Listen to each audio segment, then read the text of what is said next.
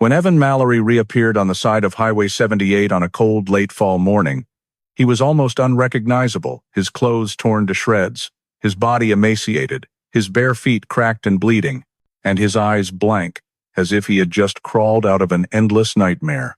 The man had vanished 5 years earlier in the harsh Anza Borrego desert, where everyone believed he had died under the scorching sun or become lost in crevices no one could find.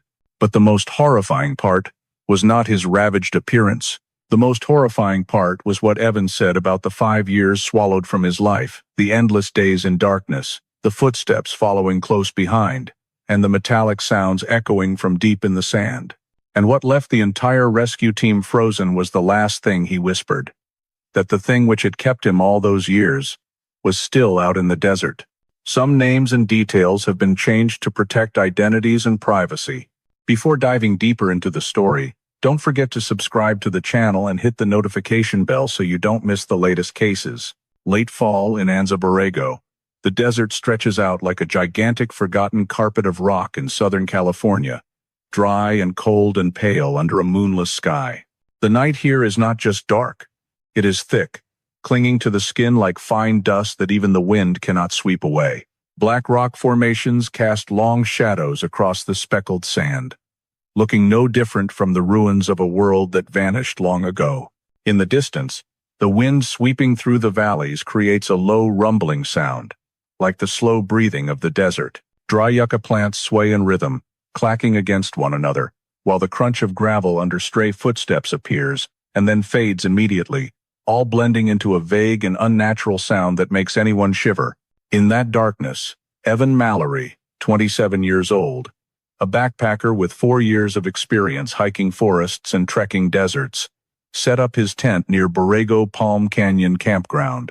He chose a spot slightly back against the rocky slope to avoid the wind, where he could overlook the trail below as well as the side paths that only locals or seasoned trekkers knew about.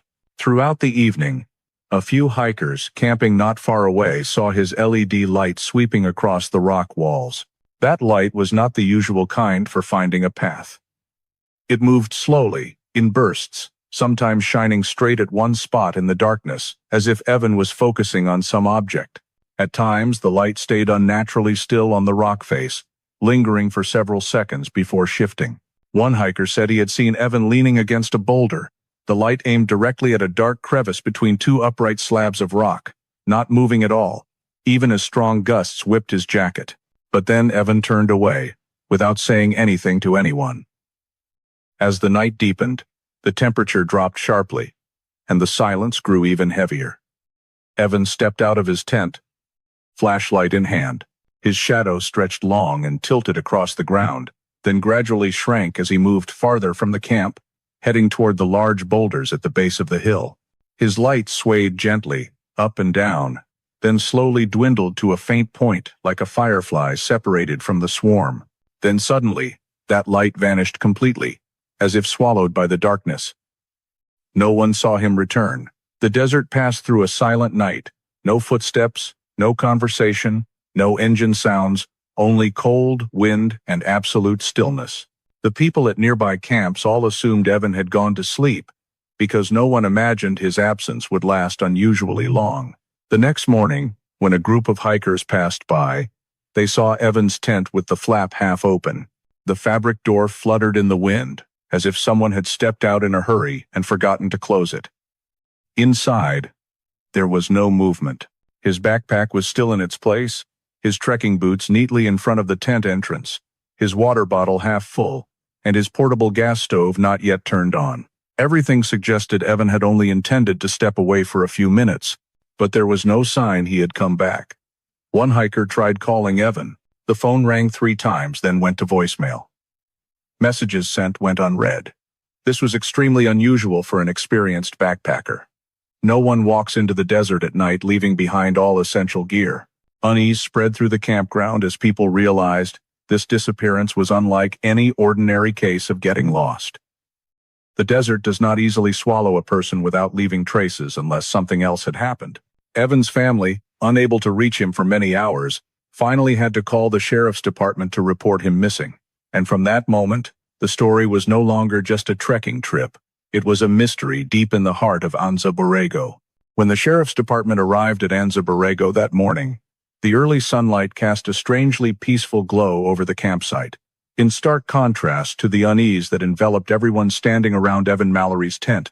Deputy Carter, leading the rapid response team, stepped forward first. He bent down, glancing inside through the gap in the fabric door, fluttering lightly in the wind. The tent showed no signs of disorder or struggle, but on the ground, right at the edge of the tent mat, was something that made Carter pause longer. Evan's flashlight still on in low mode, lying tilted to the left as if it had fallen from someone's hand. Experienced desert travelers always handle their flashlights carefully, never leaving them on and tossing them outside like that. The arrangement of items inside was also unusual. Gloves placed right in the middle of the blanket, the compass slightly off its fixed position, the water bottle lying on its side instead of upright. Nothing big enough to call evidence of a fight, but enough small details to make Carter let out a long breath. A few meters away, Ranger Alvarez was studying footprints still clearly visible on the layer of sand slightly damp from nighttime dew. Evan's footprints, matching the type of trekking boots he wore, led straight from the tent toward the northwest, in a very deliberate path, with no sign of panic or stumbling. But what sent a chill down Alvarez's spine was that they stopped. Right at the edge of a large rock slab, the footprints ended abruptly, with no turn, no return trail, no slide marks. The sand ahead was completely smooth, as if Evan had walked up to that point and vanished into thin air. If he fell, there'd be slide marks. If he changed direction, there'd be a pivot, Alvarez said quietly. But here, there's nothing. When the forensics team arrived, they began expanding the search area. The initial sweeps with fine powder and wide-angle lights confirmed what Carter didn't want to admit. Around the camp were two other types of shoe prints mixed in with Evan's, one noticeably larger than Evan's, about size 11, and another much smaller, about size 9. Neither matched the shoe sizes Evan owned, and their depth indicated they had appeared within the last 24 hours. Most notable, the direction of the prints all approached the tent, not leaving the area. The presence of two strangers in the night, in the middle of an empty desert, was not something that could be taken lightly. Continuing the examination inside the tent, they found Evan's phone. The battery was still nearly half full, but the device had been manually powered off. The system log clearly recorded the shutdown occurred the previous night. This made no sense, because in the desert, people usually keep their phones in power-saving mode or turn off data, but never shut the device completely off. Another unusual behavior added to the already long list. The hikers camping nearby were gathered under the shade of a boulder for questioning. They recounted exactly what they had seen the night before. Evan's light sweeping across the rock faces, but not in the usual way of checking a path. More like searching for something in the darkness. One said the light stayed fixed on the same spot for several seconds, as if Evan was tracking someone's movement. Another recalled feeling that Evan had looked up at someone standing higher than him, up on the rock ridge. No one heard shouting or arguing, but everyone agreed that Evan's light did not move like the light of someone just taking a walk. Only as the group was preparing to disperse did an older man, Mr. Whitlock, step forward and say there was one detail that had kept him awake all night. He recounted that while lying in his tent, right before Evan's light disappeared completely, he heard a very faint sound, like a man's low voice speaking softly. The words weren't clear, just low, intermittent tones, like someone whispering to another in the wind. Not Evan's voice, he said. This one was deeper, and it sounded very close. Carter stood motionless for a few seconds. In the desert night, where there was no reason for strangers to appear, the existence of another voice was enough to turn this missing person case into something entirely different. No longer just a backpacker getting lost in the dark, no longer an ordinary accident. Something or someone had been with Evan right before he vanished, and now, the silent desert scene was left with only footprints leading to and stopping at the rock face, along with a series of questions no one could yet explain. That same afternoon, as the sun began to dip behind the Anza Borrego mountain ridges, the investigation team expanded their work area. Deputy Carter and Ranger Alvarez decided not to rely on initial assumptions anymore. They needed to build an accurate timeline minute by minute, to understand what had happened to Evan Mallory on the night he disappeared. The first step was checking the weather camera mounted on a wind measurement pole about half a mile from the campsite. This camera only recorded major movement and unusual light, but even its fragmented images were a luxury in a desert spanning hundreds of square miles. The technician downloaded the data, opened the video, and scrubbed through frame by frame. A glow appeared at 10:42 p.m. Evan's flashlight, sweeping across the rock wall near the camp. About 18 seconds later, the image flashed again, this time lower and closer to the tent. By 10:44 p.m., the beam tilted sharply to the right, as if Evan had just turned. Then, at 10:45 p.m., the light vanished. No other movement appeared in the camera frame. No footprints of anyone leaving. No silhouettes crossing the recorded area. This reinforced the hiker's statements. The period when the light stayed still in the night was accurate. Evan left the tent around 10:40 to 10:45 p.m. However, as Ranger Alvarez continued surveying the footprints to determine the sequence of events, he discovered a detail that made him call Carter over immediately. The strange shoe prints, the two different sizes, appeared before Evan's footprints. Not after. Not at the same time. But before. Based on the depth of the impressions, moisture level, and sharpness, Alvarez concluded that at least one of the two strangers had approached the tent 30 to 90 minutes before Evan stepped out. This completely reversed the initial thinking. Evan did not leave the tent randomly, but likely reacted to the presence of someone in the darkness. The question arose, why did the strangers approach the tent, and why did they leave no signs of departing? Meanwhile, the forensics team traced small material fragments near the tent area. A thin gray nylon cord was found about 1.5 meters from the tent. It was so small it was hard to spot with the naked eye, but under specialized lighting, it gave off a faint reflection. This type of cord was not used for tents, not for regular trekking, and did not match any equipment Evan had brought. Forensics quickly sealed the cord and sent it for analysis, noting its wear pattern and construction did not resemble climbing rope or camping cord. Carter said nothing, but his expression changed. This was the first sign that Evan may have had contact with someone before disappearing. By late evening, the digital team examined Evan's phone again. They found an anomaly they hadn't fully reviewed that morning. About 2 hours after Evan vanished, the phone's GPS had turned back on for exactly 12 seconds. The recorded location, a barren patch of land, 3.1 miles southeast of the tent, an area with no official trails, no signs, and no reason for Evan to go there on his own, especially at night.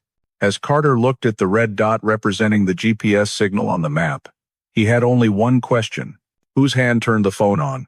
Evan's phone could not turn itself on. The battery still had plenty of charge. For the GPS to activate, someone had to press the power button, wait for it to boot, and unlock the screen. This pointed to something undeniable. After Evan disappeared, his phone had been in someone else's hands, and that person had tried using it in a completely unfamiliar location. When forensics completed the preliminary analysis, one piece of information left Carter stunned. The gray nylon cord found near the tent matched the type recorded in a 2017 missing person case about 30 miles from here. That 2017 case was never solved. Another backpacker disappeared under similarly vague circumstances, and the scene also featured this exact cord. A special nylon used in some old military equipment. Ranger Alvarez placed the report on the hood of the vehicle, looking at Carter with troubled eyes. Not coincidence. It can't be coincidence. Carter didn't respond. But now, the timeline had become more terrifying than they had imagined. Evan saw something near the tent. Strange shoe prints arrived before he left camp. An object not belonging to him appeared right next to the tent. His phone was turned on at a completely unfamiliar location, and that nylon cord had appeared in another disappearance. Timelines don't just recount the moment Evan vanished. They show that an invisible hand had touched his life even before he knew he was in danger. The next morning, as the sun just touched the sand and gradually warmed the black rock slabs, the search team with K9 units began expanding the perimeter. The desert's silence made every footstep on the gravel sound eerily clear. The search dogs were deployed in 2 directions, One group followed Evan's footprints to the rock edge. The second circled out to a 1-kilometer radius to look for anything that might have been left behind or dragged away. Not long after, the K9 named Baxter pricked up its ears, pulled hard on the lead, and veered northeast. The handler had to run to keep up. Baxter led them far from the campsite until it stopped beside a low rock mound where the wind blew strongest. There, lying alone on the sand, was a black glove thickly coated in dust, one side faded from the sun. The handler quickly put on specialized gloves and bent down to examine it closely. The glove was not positioned like something dropped accidentally. It lay palm down, partially pressed as if someone had deliberately placed it rather than let it fall from their hand. The fingertips showed no tears, but the palm had a long, clean cut, precise and neat, the kind done professionally. This was not a rip from dragging or snagging on rock.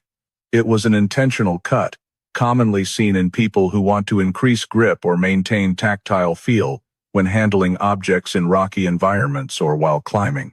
Forensics immediately sealed off the small area around the glove. Carter stood watching from behind, arms crossed over his chest. He didn't need expertise to know this did not belong to Evan. Evan wore no tactical-style gloves. He used thick, fully covered trekking ones. Nothing like the material of the black glove lying there. The glove was placed in a clear plastic box and transferred straight to the temporary analysis area set up in the sheriff's department tent. When the technician opened the box and examined it under lights, the first thing they noted was that inside the glove there were no fingerprints at all. Not faint, not unclear, they had been completely wiped away. Whoever left this glove knew exactly what to do to avoid leaving evidence. Wiping fingerprints from the inside of a glove is something no one does unless they are fully aware of the danger of being traced. Even sweat fibers, skin cells, microscopic dust, all were extremely minimal, almost non-existent. This could only happen if the wearer had used liner gloves underneath or treated the glove before abandoning it. The technician turned the glove inside out for a closer look and discovered something that made both Carter and Alvarez freeze. A tiny fabric fiber the size of half a grain of rice, stuck to the edge of the cut in the palm. The fiber was grayish-brown, slightly stiff, with a structure similar to threads from military-grade rope. When magnified under the microscope, the fiber revealed a distinctive weave pattern, and forensics immediately concluded it matched the type that had appeared in the records of the Desert Stalker case more than 10 years earlier. Desert Stalker was not an unfamiliar name to investigators in Southern California. It referred to an individual once suspected of multiple incidents involving approaching hikers late at night in desert parks. Some cases stopped at stalking. Others showed signs of assault but lacked enough evidence to charge anyone. The suspected person with this nickname was never caught, and the only traces left behind were segments of nylon cord and these distinctive fabric fibers that forensics had reported in 2011 and 2013. After 2014, the incidents gradually tapered off, unclear whether the subject stopped or moved elsewhere. Now, in a glove more than half a mile from Evan's tent, that exact type of fiber had appeared again. Alvarez looked at Carter with a darkened expression, no longer maintaining his usual calm. "You think it's coincidence?" Carter did not answer. He only signaled to continue checking the surrounding area. As the search team expanded the radius northeast, they reconstructed the possible path of the glove. The previous night's wind was not strong enough to blow a heavy object like that from the tent area to its current position, proving it had been left there intentionally. And that distance also indicated the person wearing the glove had moved quite far from the tent area after appearing near Evan or before Evan left. Examination of the dust on the glove showed it had contacted a specific type of soil and rock, common in areas with pale yellow quartz. A soil type found only in the northern ridges, not in Evan's tent area, meaning the glove had been worn in a region Evan had never passed through. When the Desert Stalker case file analysis team was called in, they provided the final piece of information that made the atmosphere in the tent heavy. The person once suspected in that series of incidents, though never with enough evidence to conclude, had been seen for the last time last year, in a small town only about 15 miles from Anza Borrego. The appearance of the glove was not just a clue. It suggested the possibility that a shadow who had once spread fear among long-distance hikers many years ago might have returned. And this time, Evan Mallory may have been the first to encounter him after a long period of silence. Throughout the afternoon, as the desert temperature began to drop, and the light shifted to the characteristic pale gold of Anza Borrego, the Sheriff's Department digital team continued digging deeper into the data extracted from Evan Mallory's phone. Ever since finding the device in the tent, they had known something was off, but only when they unlocked the full system log did the picture become truly alarming. Technician Jacobs opened the report and pointed to a highlighted red line. GPS activation, 2:17 a.m. 12 seconds. Carter narrowed his eyes. That's about 2 hours after Evan went missing. Jacobs nodded and pulled up the map on the large screen. A glowing dot blinked in the middle of vast, empty land, 3.1 miles southeast of the campsite. No trail, no dry creek, no reference point of any kind. Just barren ground, scattered sharp rocks, and fine dust, a place no backpacker would have any reason to enter, especially on a moonless night. The phone can't turn on GPS by itself, Jacobs explained. For it to activate, someone has to press the power button, let the device fully boot, then unlock the screen. Every action requires a user, meaning the phone had fallen into someone else's hands. There was no doubt left. Carter stared at the map in silence for a long moment. The air was so still they could hear the wind brushing against the tent walls. Jacobs continued. I also checked the signal strength fluctuation rate.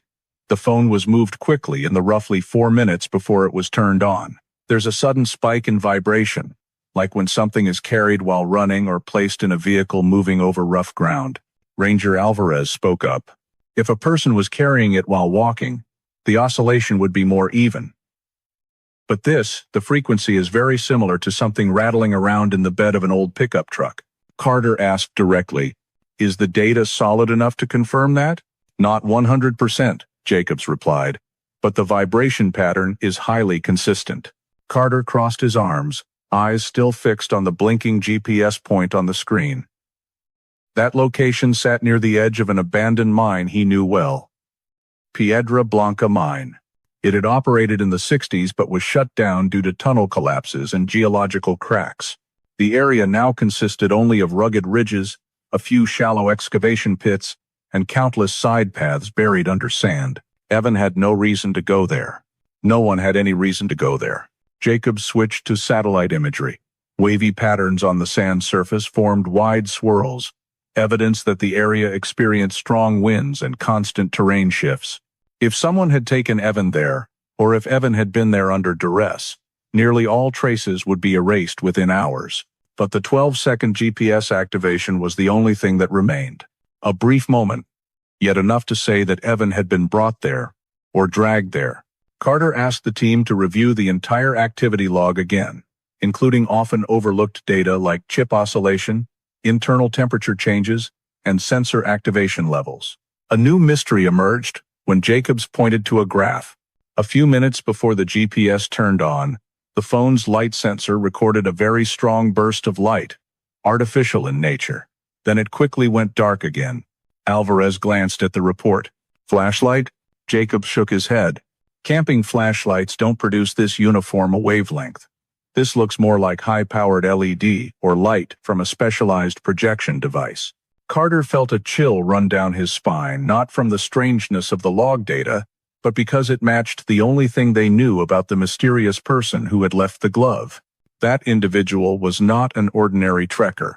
While analyzing the data, another Sheriff's Department team was assigned to review missing persons files in the region, especially unsolved cases. Less than an hour later, they found something that made the tent go completely silent. The GPS activation location on Evan's phone matched almost exactly the spot where two hikers, Jacob Ranter and Lila Dunn, were last seen in 2014. That case had once caused a stir. The two left their tent at night to stargaze, according to one witness, then vanished without leaving any clues. Their tent was left intact, gear complete, and no departing footprints. The 2-week search turned up nothing. Only one item was ever found. A piece of gray nylon cord caught on a cholla cactus near the edge of the abandoned mine. Upon hearing the report, Carter straightened up and dropped his arms. Put it clearly in the report. This overlap cannot be considered random. The air in the tent sank into silence. A disappearance in 2014. A nylon cord, identical to the type they found today. A glove with deliberate modifications, no fingerprints. And now, Evan's GPS trace appearing in the exact place those two had vanished. Jacob said slowly, "It looks like someone used Evan's phone to check for signal, or to see if there was coverage in that area." "For what purpose?" Alvarez asked.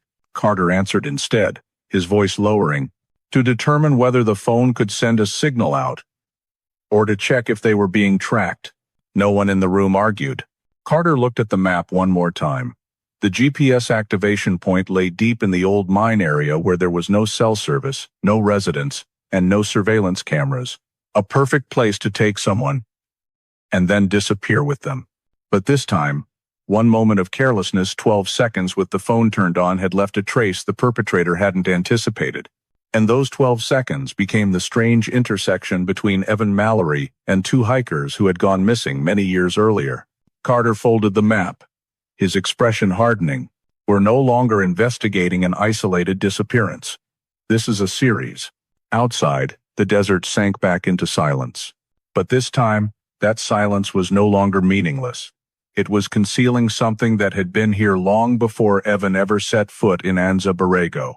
As the information about the GPS location and its connection to the 2014 disappearance was still being analyzed, the forensics team continued processing the strange shoe prints found around Evan Mallory's tent. These were among the few remaining physical clues in the vast desert, where wind could erase all traces in just hours. Fortunately, the slightly damp soil from the previous night had preserved the impressions clearer than usual. Forensics began by precisely measuring the length, width, and imprint angle of the shoe prints. Technician Harlow, who specialized in footprint analysis, immediately recognized these were not ordinary trekking shoes. The tread pattern on the sole indicated tactical boots, the kind commonly used by private security personnel, certain professional hunting groups, or those operating in harsh environments who want to maintain stealth. More importantly, the larger shoe prints were significantly bigger than Evan's. Size 11. Evan wore size 10, a difference just enough to rule out any chance of confusion. Upon closer examination, forensics discovered that the rubber edging on the sole had an uncommon tread pattern. After scanning the sole model code and cross-referencing it with manufacturing databases, Harlow reached a conclusion. This is a boot model sold at only 3 stores in Southern California. Not the kind you can easily buy. Carter looked at the report and immediately ordered the team to check sales records from those 3 stores over the past 18 months. Not long after, they received a narrowed-down list. 12 people within a 100-mile radius had purchased size 11 tactical boots with material and tread identical to the prints at the scene. Jacobs printed the list on the whiteboard. 12 names, 12 possibilities. But in the desert, just one person is enough to make a backpacker disappear. The investigation team began digging into the backgrounds of each individual. Most buyers were outdoor enthusiasts. A few worked in security or firearms training. But when running criminal record checks, 2 names stood out. Aaron Dale, 42 years old, prior conviction for stalking a female hiker at Joshua Tree in 2015. Never charged with anything serious due to lack of evidence, but the file described behavior as lurking near the victim's tent at night. 2. Cole Darrow, 39 years old, arrested for unauthorized entry into Cleveland National Forest at night, carrying a hunting knife and binoculars. Once a suspect in a hiker approach incident in 2013, but insufficient evidence to conclude. Carter underlined the 2 names, Darrow and Dale. "We start with these 2. Jacobs added one noteworthy detail. The sole rubber on the boots Darrow bought is the 2019 model, matching the tread pattern exactly. Dale bought the 2018 version, with slightly different groove depth, meaning the size 11 prints near Evan's tent very likely belonged to Cole Darrow. But Carter wasn't ready to conclude yet. Not just based on the boots. We need to confirm with other clues. To be certain, forensics continued collecting microparticles from the tread grooves. From 2016 to 2020, Ryle disappeared from residency records. No taxes, no family contact. Forensics recompared bunker DNA to the military sample perfect match. Patrick Ryle had been in the bunker. The blood inside was his. Carter underlined Ryle's name and added, new drugs, new containment, new generator operation. Crucially, Ryle's movement path from old cell tower data overlapped. Darrow's the night Evan vanished. Both present around Borrego Butte. Not coincidence. Two movement paths overlapping the night Evan disappeared. As the historical map expanded, a chilling picture emerged. Darrow. Footprint near Evan's tent appeared near Borrego Butte mine. Ryle. Old device signal pinged in the same area the same night. Both had worked at old military facilities. Both knew rare sedatives. Both had histories of violence. Carter leaned back in his chair. No doubt left. Darrow and Ryle are two of the three who held Evan. But the third? Carter pointed to the third column, the only one still nameless. The third footprint found in the bunker. No match to Darrow. No match to Ryle. No match to any file ever reviewed. Larger than Darrow? No. Smaller than Ryle? No. Depth? Heel placement? Completely different from the other two. A woman? No. A younger person? Not a full match either. Notably, the third footprint was deepest in the bunker, closest to the wall, as if this person stood right beside the captive. Carter tapped the table. Not just Darrow and Ryle. One more. The one Evan vaguely remembers as the short silhouette. The one who walked very lightly, as if used to moving in tight spaces. A forensics technician rechecked old data. The third footprint was about size 10, but very narrow, and sole wear indicated constant movement in dry, rocky debris environments. Could be a terrain scout, or technician in a military facility, or simply someone living off-grid in the desert for years. Carter shook his head. Stride too steady. Not wandering. Not heavy. A type of step that reminded Carter of what Evan had said. The third one walked last. Light. Almost silent. Like someone trained to follow without sound. Like someone taught to make no noise. But military records had no match. Civilian data neither. No DNA. Footprint not linked to any registered shoe purchase. The third, Carter said, voice dropping low, knows the bunkers. Knows hidden paths. Knows how to avoid cameras. A short silhouette. A light footstep. An unidentified person. Everything aligned with the night Evan vanished. When all data was combined, Darrow present near Evan's tent, size 11 footprint. Ryle present near bunker DNA, B-negative blood. Third person, with deepest bunker footprint. Carter pointed to Evan's drawn map. Evan said 3 people. Bunker had 3 people's prints. 3 footprints. Timelines overlap. Everything fit. Everything except the most critical part. The third person still had no name. Carter gripped his pen, staring at the empty space on the whiteboard. Someone with no trace. No record. No DNA. No camera capture. And Evan in his panic had said, that person stood closest to him during captivity. That one didn't use force. No direct violence.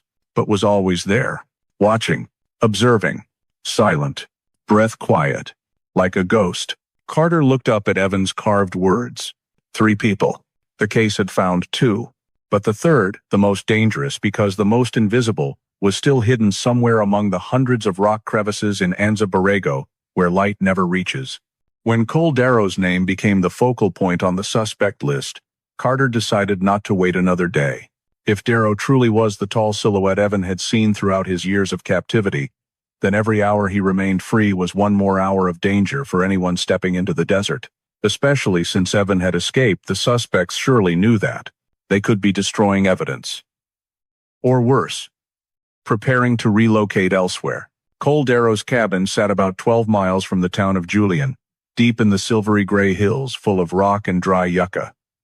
No specific address on maps, no official road, just a faint trail blending into the hard ground, enough for pickup tires to leave a few vague marks.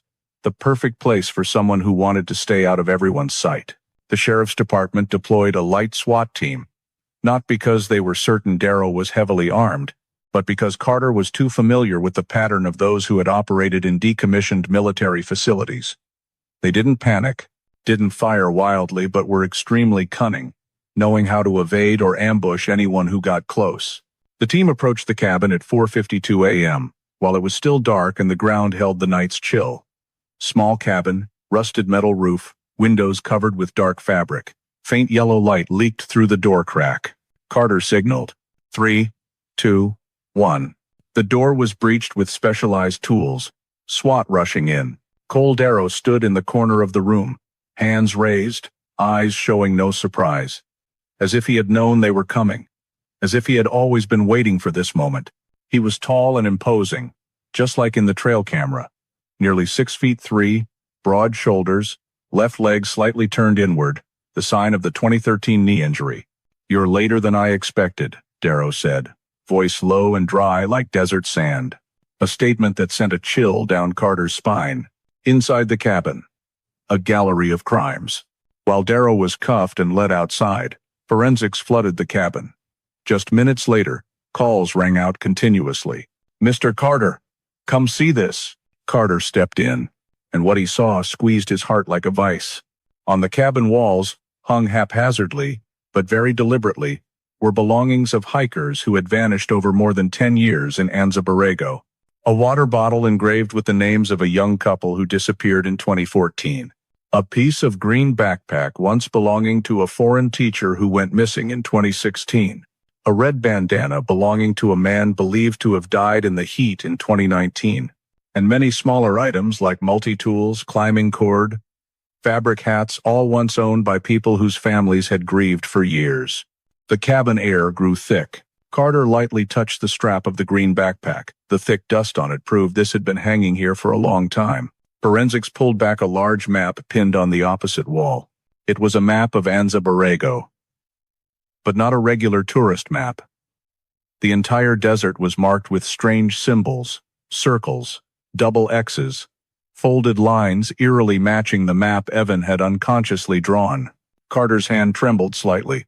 At many points, Darrow had used symbols that weren't written language, more like an internal code system for a group. A large circle with 3 small slashes inside. A downward triangle. A symbol like an upside-down H.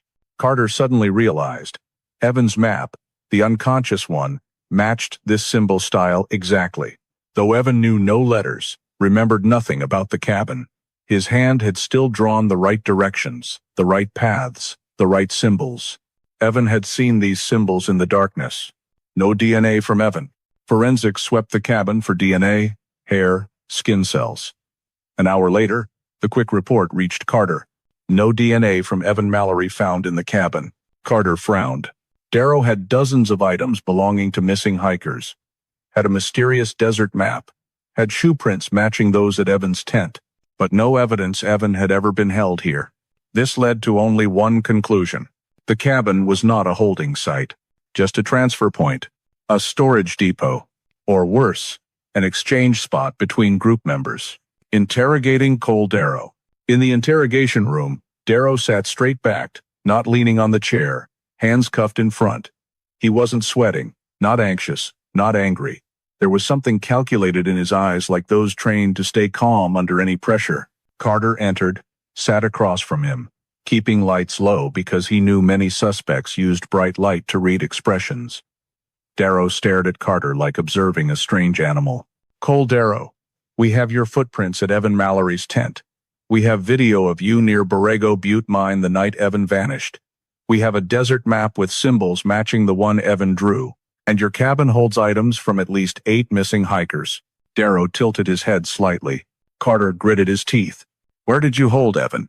Darrow gave a small smile, not joyful, but the kind from hearing a question too naive. I never held Evan Mallory. Carter slammed his hand on the table. You were at Evan's tent.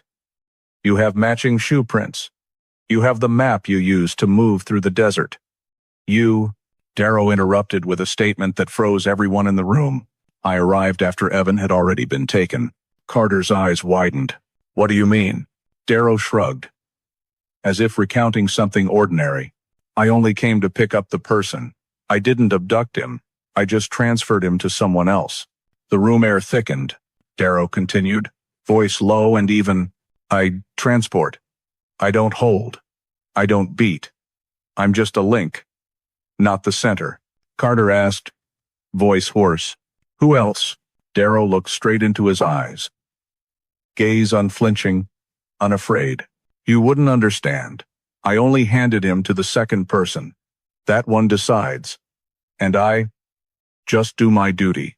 Carter pushed his chair back, heart pounding. The second person, Patrick Ryle. And if Darrow was telling the truth, Evan's described three-person pattern was completely accurate. The tall one, Darrow the transporter. The one with B-negative blood, Ryle the holder. And the third, the invisible one, the one behind it all. Carter leaned over the table, voice low but firm. Cole, who is the third person? Darrow gave a faint smile, strange, bland, but full of implication. You think I'm stupid enough to say his name? Carter slammed the table again. Where is he? What did he do to Evan? What did he do to the others? Darrow tilted his head, eyes narrowing like an old animal that had lived too long in darkness to fear light. I told you, he whispered. I only transport people. Evan wasn't the first. And he won't be the last. A confession not direct but far more terrifying than any clear one. Carter stepped out of the interrogation room with ice running from his neck down his spine.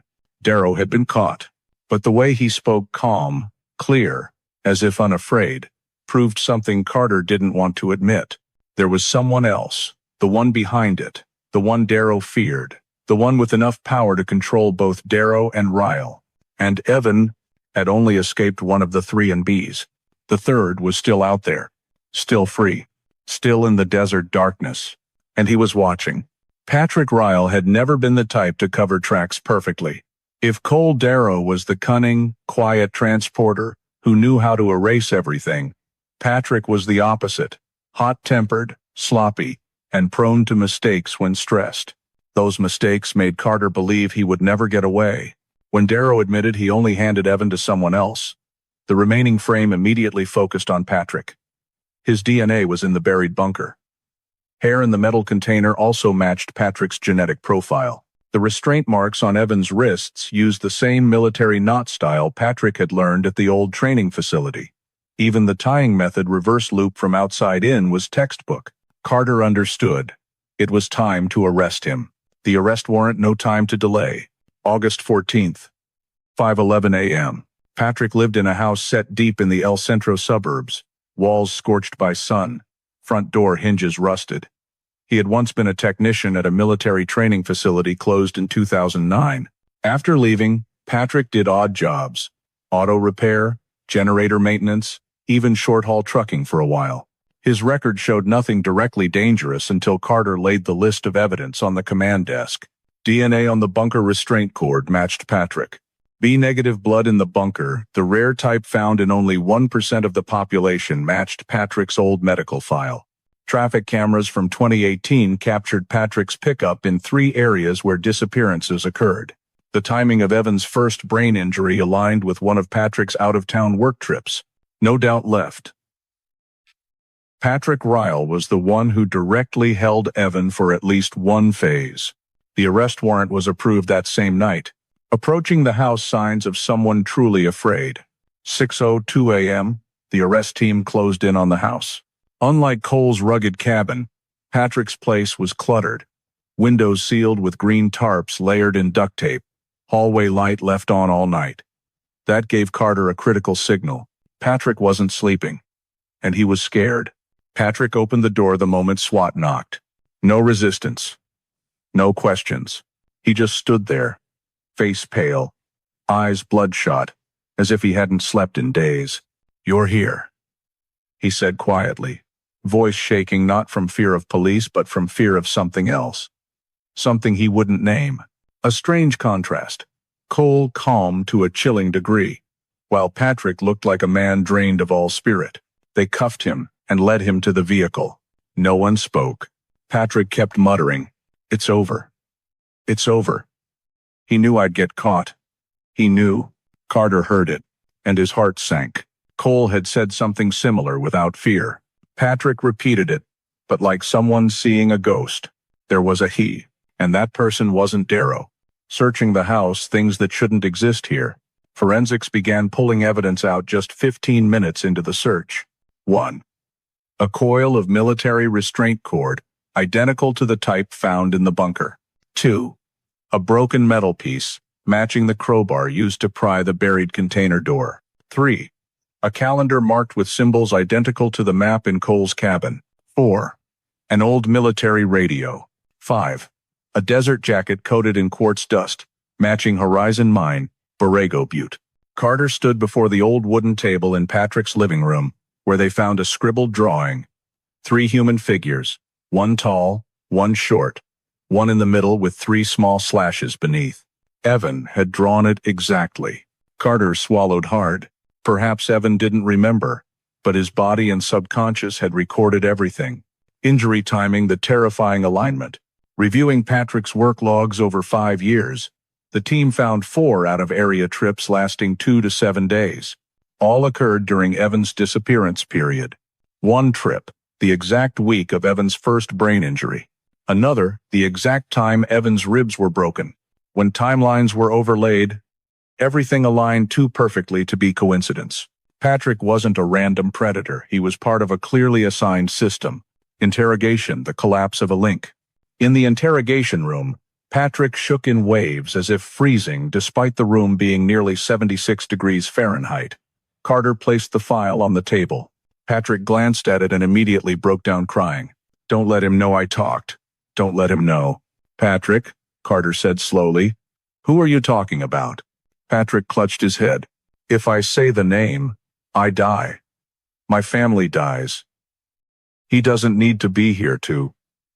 He has people everywhere." "Carter, where did you hold Evan?" Patrick choked. "I only guarded. I only gave the drugs. I didn't deform him. I never touched anyone. I only opened and closed the bunker door. I was forced." "Forced by whom?" Patrick looked at Carter with the eyes of a man whose resolve had completely evaporated. He's not like you think. He doesn't get his hands dirty. He only gives orders, and we follow." "What's his name?" It took 11 seconds. Patrick drew a deep breath, his voice small, hoarse, but every word clear. "Harlan Reese." Carter froze. Reese, a name that appeared exactly once in records 20 years earlier, a former coordinator at the closed military training facility. Vanished from military files in 2005. No address, no taxes, no information since. A name that just reading it made old base employees refuse to say another word. Reese, blood type O positive, not B negative. But he was the type who only needed to point, and someone else would do it for him. Like Patrick. Like Cole. Like many others. Patrick continued, voice trembling uncontrollably. He controlled everything. He was the one who took DNA samples. He was the one who chose targets. He was the one who decided who got kept, who had to be handled. He's the one Evan was talking about. Carter asked the final question, low and cold. Evan said 3 people. You, Cole, and the third is Harlan Reese? Patrick closed his eyes. A tear fell. He nodded. Yes, he's the third. The interrogation room went silent, as if someone had muted the sound. Carter knew immediately. This was no longer a search for one missing backpacker. This was a hunt for someone who had once controlled an entire off-the-grid network, a person intelligent, invisible, and gone from the map for a very long time. If Evan survived 5 years, it wasn't luck. It was because someone, for reasons unknown, had let him live. But now everything had changed. Harlan Reese knew Evan was back, and knew his name had been spoken. The San Diego County Courthouse was packed that morning when the trial of Cole Darrow and Patrick Ryle began. Not every missing person case drew national attention, but Evan Mallory returning after 5 years with memories like fragments blown apart by desert wind made everyone follow every detail. People wanted to understand what had happened in the darkness of Anza Borrego, wanted to understand how a human could return from something everyone thought had swallowed him forever. Carter stood in the courthouse hallway, watching Evan waiting to be called.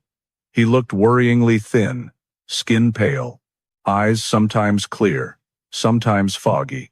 Any loud noise, a door slamming, heels clicking, lights switching on made him flinch. But Evan insisted on testifying, wanting to see with his own eyes the men who had dragged him from his normal life. Just say what you remember, Carter advised quietly. Evan nodded, though his face showed he wasn't sure he remembered anything whole. Evan on the stand, memories like broken pieces. The courtroom fell dead silent as Evan approached. He moved slowly, each step hesitant, as if entering a space that made his mind shrink. The prosecutor started with very gentle questions. "Do you remember anything about the night you left your tent?" Evan closed his eyes, as if tracing each faint memory line through fog. There was light. Someone standing far away. I heard footsteps. Then, something like metal. Then, I don't remember anymore." Murmurs rippled through the gallery. The prosecutor continued, even softer. "Do you remember the people who held you?" Evan opened his eyes, pupils shaking. Yes, but not faces clearly. One very tall, limping. One shorter, voice shaky. And the third? I never saw but always felt him standing behind, like he controlled everything. Carter saw Evan's hand tremble slightly. He didn't know names, but the description perfectly matched Cole and Patrick, and gave the trial reason to believe there was a third person still beyond reach. Forensics illuminating truth with science. After Evan, forensics took the stand. They presented the full evidence chain. Evan's 2 brain injuries years apart, matching Patrick's activity timeline. Ribs once broken, healed in a way consistent with prolonged malnutrition. Restraint marks from military nylon cord, matching the type in the bunker. B-negative blood spatter on bunker walls matching Patrick Ryle. Unique quartz particles from Borrego butte mine stuck to the glove used to abduct Evan. Size 11 tactical boot prints, the model only Cole Darrow purchased. The courtroom was so quiet, you could hear pens scratching. The evidence wasn't just pieces, it was an ironclad, logical web. Carter stood in the back, eyes fixed on each illuminated chart on the screen. This was the moment science spoke for the shattered memory fragments. Cole and Patrick, an internal war between 2 links. When Cole and Patrick took the stand, Carter wasn't sure whether to call it drama or tragedy. Cole Darrow stood before the court with chilling confidence. Throughout the trial, he showed no remorse, only short answers. "I didn't abduct anyone. I only arrived when it was already done. I didn't hold Evan. I only transferred him. I don't know where Evan was taken next." When the prosecutor asked, "Transferred to whom?" Cole just gave a faint smile. "You know who." The answer sent a shiver through the courtroom. Patrick Ryle was the complete opposite. He looked exhausted, trembling, hair disheveled like someone trapped in a relentless nightmare. He tried to shift blame to Cole. "Cole abducted them. Cole handed them to me to guard. I was forced." Cole smirked. Patrick wasn't forced. He'd been doing it for years. Patrick nearly shouted, "You're lying. You brought him to the bunker. You." The judge banged the gavel for order. The prosecutor just watched. And Carter understood. Nothing helped the prosecution more than 2 defendants tearing each other apart in front of the jury. Evan's drawn map, the key evidence no one expected. When the prosecution displayed the map Evan unconsciously drew in the hospital, the entire courtroom became utterly silent. A forensics officer pointed to each point on the board. "This is the map Evan drew while still suffering partial amnesia. Here, this route matches the one Cole Darrow marked in his cabin. Here, the inverted triangle symbol corresponds to the bunker location. And here, the looping path he drew matches 95% with Patrick's movements in 2019. The jury stared at the connections. There was no way Evan, a man who had never seen the cabin or secret map, could draw those exact symbols without having experienced them. Carter glanced at Evan. He kept his head down, hands clenched together. Those unconscious strokes were the deepest fragments of memory from the darkness he had endured. Cole's slip-up that stunned the courtroom. At the end of Cole's testimony, the prosecutor asked the final question. "You say you were just the transporter. Why?" Cole looked straight ahead, unflinching, unafraid. "Because the leader has lived in the desert for years. He knows every path, every crevice, every place no one dares go." The courtroom gasped. Carter shot to his feet. Cole had never mentioned this in interrogation. Cole continued, voice even as if stating the simplest truth in life. "Harlan Reese isn't dead. You won't find him. He lives out there in places maps don't draw, GPS can't reach. He's the one who decided if Evan lived or died." One juror unconsciously pushed back their chair. The judge banged the gavel repeatedly to quell the murmurs. But nothing could erase that statement from the courtroom air. Harlan Reese has lived in the desert for years, and he knows Evan is back. Carter felt a chill run down his spine. This trial was no longer an endpoint. It opened a larger, quieter, and far more dangerous shadow than they had imagined. The morning of sentencing, the air inside the San Diego County Courthouse was so heavy it felt like everyone was holding their breath. Some stood, some sat, some crossed arms, some looked at the floor, all sensing the inevitable. This was no ordinary trial. It was a pause in a story that hadn't yet revealed its full truth. Evan Mallory was present, sitting in the witness row. He was still thin, still sensitive to bright lights, and still flinched at sudden noises. But he had to be here. The two men before him, Cole Darrow and Patrick Ryle, had taken 5 years of his life. Though his memories were fragmented, though his mind was still foggy, his presence affirmed that the truth of those dark days was still being uncovered. Cole stood at the left corner of the courtroom, still holding his steel-cold calm. Patrick stood on the other side, shoulders slumped, eyes weary as if he had known his end for a long time. Sentencing for Patrick Ryle, the true face of the jailer. The judge called Patrick to stand. The courtroom hushed as his rap sheet was read aloud. Patrick's DNA appeared in the bunker. Extremely rare B-negative blood matched the sample inside. Cameras captured his truck near 3 other disappearances. His absences from residence aligned with Evan's injuries. Forensics had chained it all into an unbreakable strand. When the judge asked if Patrick had anything to say before sentencing, he only bowed his head, voice hoarse. "I didn't come up with those things. But I followed. And I know I have to pay." No mention of Cole, no mention of anyone else. Just the confession of a man long crushed by the shadow system. The judge pronounced, "Patrick Ryle is sentenced to life imprisonment without possibility of parole." Patrick collapsed into his chair, hands shaking violently. Not from surprise, he had lived years in fear this day would come. In the back row, Evan closed his eyes for a few seconds. But no one saw relief. Sentencing for Cole Darrow, the cold link in the desert. When Cole Darrow stood, the air shifted again. Unlike Patrick, Cole didn't tremble, didn't slump. He looked straight ahead, eyes unafraid, only guarded, as if weighing every breath. His charges were read: size 11 tactical boot prints at Evan's disappearance site. Cabin holding items from multiple missing hikers over the years. Map annotated with strange symbols matching Evan's unconscious drawing. Cole's movements around Borrego Butte Mine at the exact time of Evan's abduction.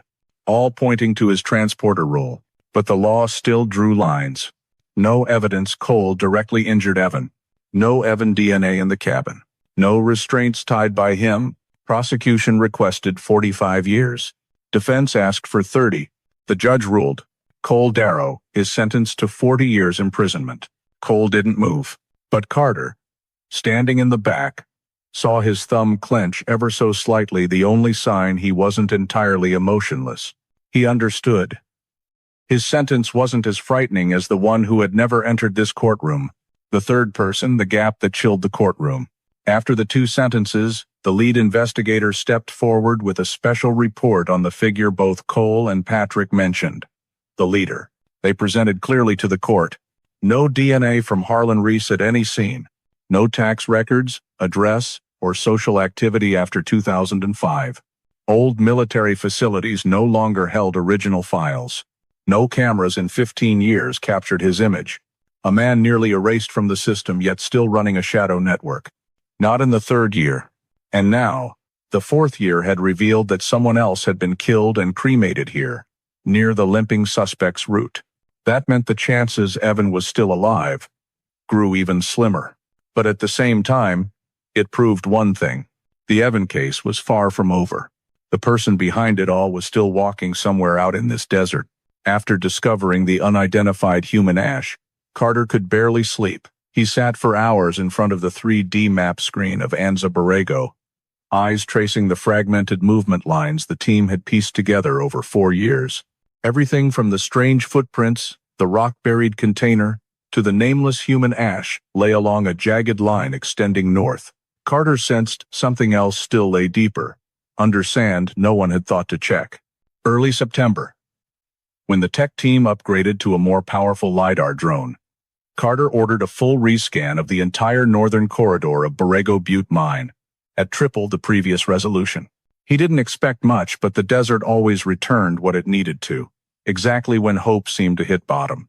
When the drone scanned to an area about 600 meters from where the human ash was found, the LiDAR elevation map suddenly revealed an unusual shape, a rectangular depression buried under roughly 1.5 meters of sand, dimensions about 3 meters by 2 meters, with no signs of natural erosion. Carter leaned forward from his chair. That shape could not be natural, it was man-made. Something had been buried in the heart of the desert. A manual excavation team was deployed the very next morning. The sand in this area was extremely dry, mixed with small rocks, but the top layer was still friable without roots to hold it. At nearly 1 meter deep, a ranger's shovel suddenly struck something hard, a chilling clunk sound. They carefully brushed away sand, exposing a thin steel plate partially corroded. There's a latch, not a natural hatch. This is a bunker door. It took nearly an hour to pry the steel lid with a crowbar because the hinges were jammed with hardened sand. When the first gap opened, a stifling, cold gust, heavy with metallic smell, rushed up. Carter turned on his flashlight and leaned in. Below was a dark space about 3 meters deep, a bunker just wide enough for 2 people to stand shoulder to shoulder. Walls made of old wood braced with thin steel frames. Not military construction, not professional. More like a makeshift room or hideout built from whatever someone could scavenge in the wilderness. As Carter lowered the ladder, thick dust rose in clouds under his feet. He swept the flashlight around the room. The first thing he saw was nylon restraint cord identical to the sample found near Evan's tent in the first year. One length wrapped around a wooden post, another lying on the ground as if recently cut or yanked hard. Against the eastern wall, a small wooden table crudely nailed from old planks. On its surface were gouges as if someone had carved with a knife. Carter leaned close, blew away the thin dust. Under the light, a line of text appeared, carved deep, forceful, shaky, but clear. DA1, 17, 117 days. Someone had been down here for nearly 4 months. Held captive, hiding voluntarily, or abandoned. Carter didn't know. But the feeling that this place had once contained a living, panicked human was unmistakable. When forensics entered the bunker, they discovered multiple overlapping footprints in the floor dust. Carter knelt down, examining closely. One small print, about size 8, one size 10, and especially one very large, nearly size 12. 3 people. Not one. And strangely, the largest print with an abnormal stride, left heel digging deeper than the right, matched perfectly the limping gait Carter had been chasing for 2 years. In the corner of the bunker, under wood scraps, forensics found a dark brown waxy streak running in a thin line down to the floor. From experience, Carter knew immediately it was old blood. A portion was collected and field tested. Preliminary results appeared on the portable device screen. Blood type B negative. Carter froze. He looked at the lab technician, who was also wide-eyed. B negative is rare, right? The technician nodded slowly. About 1% of the U.S. population. Very, very rare. Not Evan, he was O positive. Not the hair sample from the container. No match to any previous samples, meaning yet another new victim had been in this bunker. Someone so statistically rare that random coincidence was even less likely. Carter stood motionless in the middle of the bunker. The carving, day 117. Restraint cord. 3 different footprint sizes. An extremely rare blood type. He felt he was standing inside the map of a deranged mind, someone who not only knew how to hide in the desert, but had created stops, temporary stations, places to hold, torture, or imprison people. 1 trace per year. 1 piece of the puzzle per year. And now, the largest piece was this bunker, 1.5 meters deep. A space that clearly existed yet had gone undiscovered, less than 2 miles from the first year's search routes. Another forensic called, "Mr. Carter, look at this." He shone light on the wooden ceiling. A horizontal pry mark as if someone had tried to lever the panel up from inside. Unsuccessfully. Right in the center of that mark, Carter saw faint reddish streaks, blood soaked into the wood grain. Same type as the floor sample? Needed testing. But the feeling a victim had tried to escape from here was undeniable. Carter stood in the bunker, flashlight slowly sweeping the wooden walls. He couldn't shake the chilling thought. Day 117. Was the number of days someone was held, or the number of days someone had left to live before? Sand from above the bunker trickled down lightly, like the desert's sigh. And Carter understood they hadn't reached the end of the road. This bunker was not the final point. It was just a midway station. And the person who had used it, the tall figure with the limp, the one who pried open the container with a crowbar, the one who cremated a body, had never shown his face. But now Carter knew one crucial thing. He didn't act randomly. He had a pattern, a cycle, a system. And within that system, Evan had once been at one point. No one said it aloud, but everyone understood. If there was a first bunker, there could be a second DOS. And very possibly Evan Mallory had once been held in one of those bunkers. Or worse, he might still be alive somewhere, deep in the desert where no one had heard his cries for 5 years. Midnight on November 14th, exactly 5 years to the day since the night Evan Mallory vanished. Highway 78 was so empty, you could hear the wind whipping across the desert like dragging claws tearing the night. A long-haul trucker, driving slowly because of cold fog, suddenly saw something staggering ahead in his headlights. At first, he thought it was a coyote or a deer straight onto the road. But as the truck closed in, the animal's shape turned into a human. The person stood unsteadily, hands shielding his face from the headlights, body emaciated as if he had just crawled out of a grave. The beams swept over him, and he collapsed to the roadside, curling up as if burned. The trucker slammed the brakes and jumped out. "Hey, you okay? Can you hear me?" The man gasped for breath, heaving as if he had run miles in darkness, eyes wide open but vacant, reflecting the lights as if he hadn't seen brightness in years. His clothes were torn in strips. Desert dust caked from head to toe, and on his exposed wrists were clear old restraint marks. Deep red, some darkened purple-black as if once tightened until they bled and healed in agony. When the trucker touched his arm, the man jerked violently, scrambling back toward the road edge, shaking uncontrollably. "No light, no light, turn it off." His voice was hoarse, as if his vocal cords had gone unused for years. The trucker quickly switched off the headlights. Only the dim parking lights remained. The man let out a trembling gasp, then nearly collapsed fully onto the shoulder, exhausted. When police and paramedics arrived, they had to approach him very slowly, one step at a time, because any direct flashlight beam made the man immediately recoil, cover his eyes, and back into the brush like a hunted animal. The paramedic noted the first strange thing. A panic reaction to bright light, almost the reflex of someone who had lived too long in total darkness or sealed confinement. When they lifted him into the ambulance, a paramedic checked his chest and went pale. "One rib has been broken, at least twice. Old fractures. Healed on their own but misaligned." Another gently pulled back the torn shirt. "There are scars here too, like from sharp objects clawing, but not deep enough to be fatal." They asked his name. The man looked at them, eyes wide open, uncomprehending. "Full name? Who are you?" He just shook his head, lips trembling violently. I don't know. I don't remember." The paramedics exchanged glances. Severe amnesia? Psychological trauma? Or something worse? At the hospital, under the white lights, he convulsed, as if the light were a weapon. Doctors had to dim the bulbs, shield them with screens, and keep the room at the lowest possible illumination. They performed basic checks, drew blood, ran a CT, and in the middle of it, a sheriff's department captain rushed in, face showing utter disbelief. "I think we know who he is." Then he placed an old file photo on the table. A picture from 5 years earlier, a healthy young man, bright eyes, clear smile. Evan Mallory. When the doctor turned to ask, "Evan? Do you remember this name?" The man blinked. A tear welled up, not because he recognized it, but because he recognized nothing at all. I don't know. I don't know who I am." His voice was so faint they had to lean in close to hear it.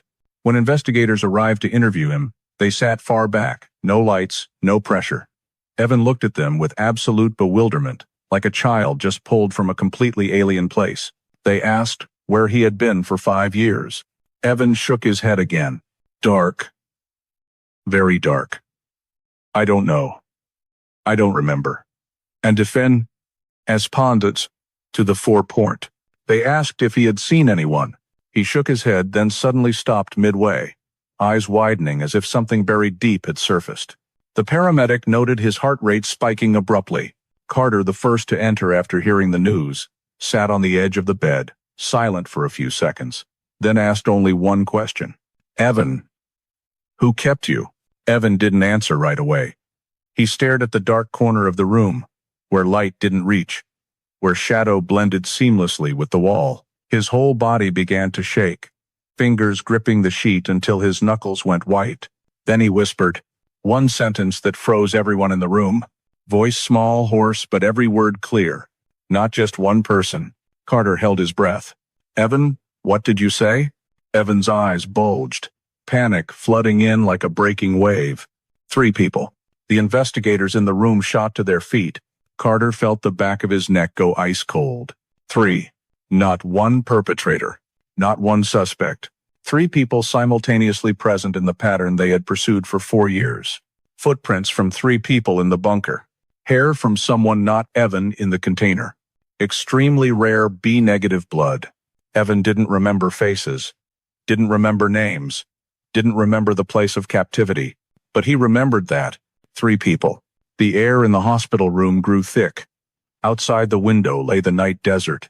Vast, empty, but hiding far more than anyone had imagined. And Evan Mallory, the man who vanished into the darkness of Anza Borrego, had now returned exhausted, amnesic, terrified of light, but carrying one critical truth that forced the entire investigation to pivot immediately. In the darkness Evan had just escaped, there wasn't just one person. There were 3. Evan was moved to a private recovery room where lighting was reduced to the minimum. Walls painted soft beige to avoid visual overstimulation. Top specialists in trauma, neurology, and forensics entered one by one. No one spoke loudly. No one turned on bright lights. Evan recoiled whenever light flashed. So every procedure was done under low amber glow, more like a shelter than a hospital. When the first CT scan images came up, the room fell silent. On the screen, Evan's skull showed 2 very clear injury zones.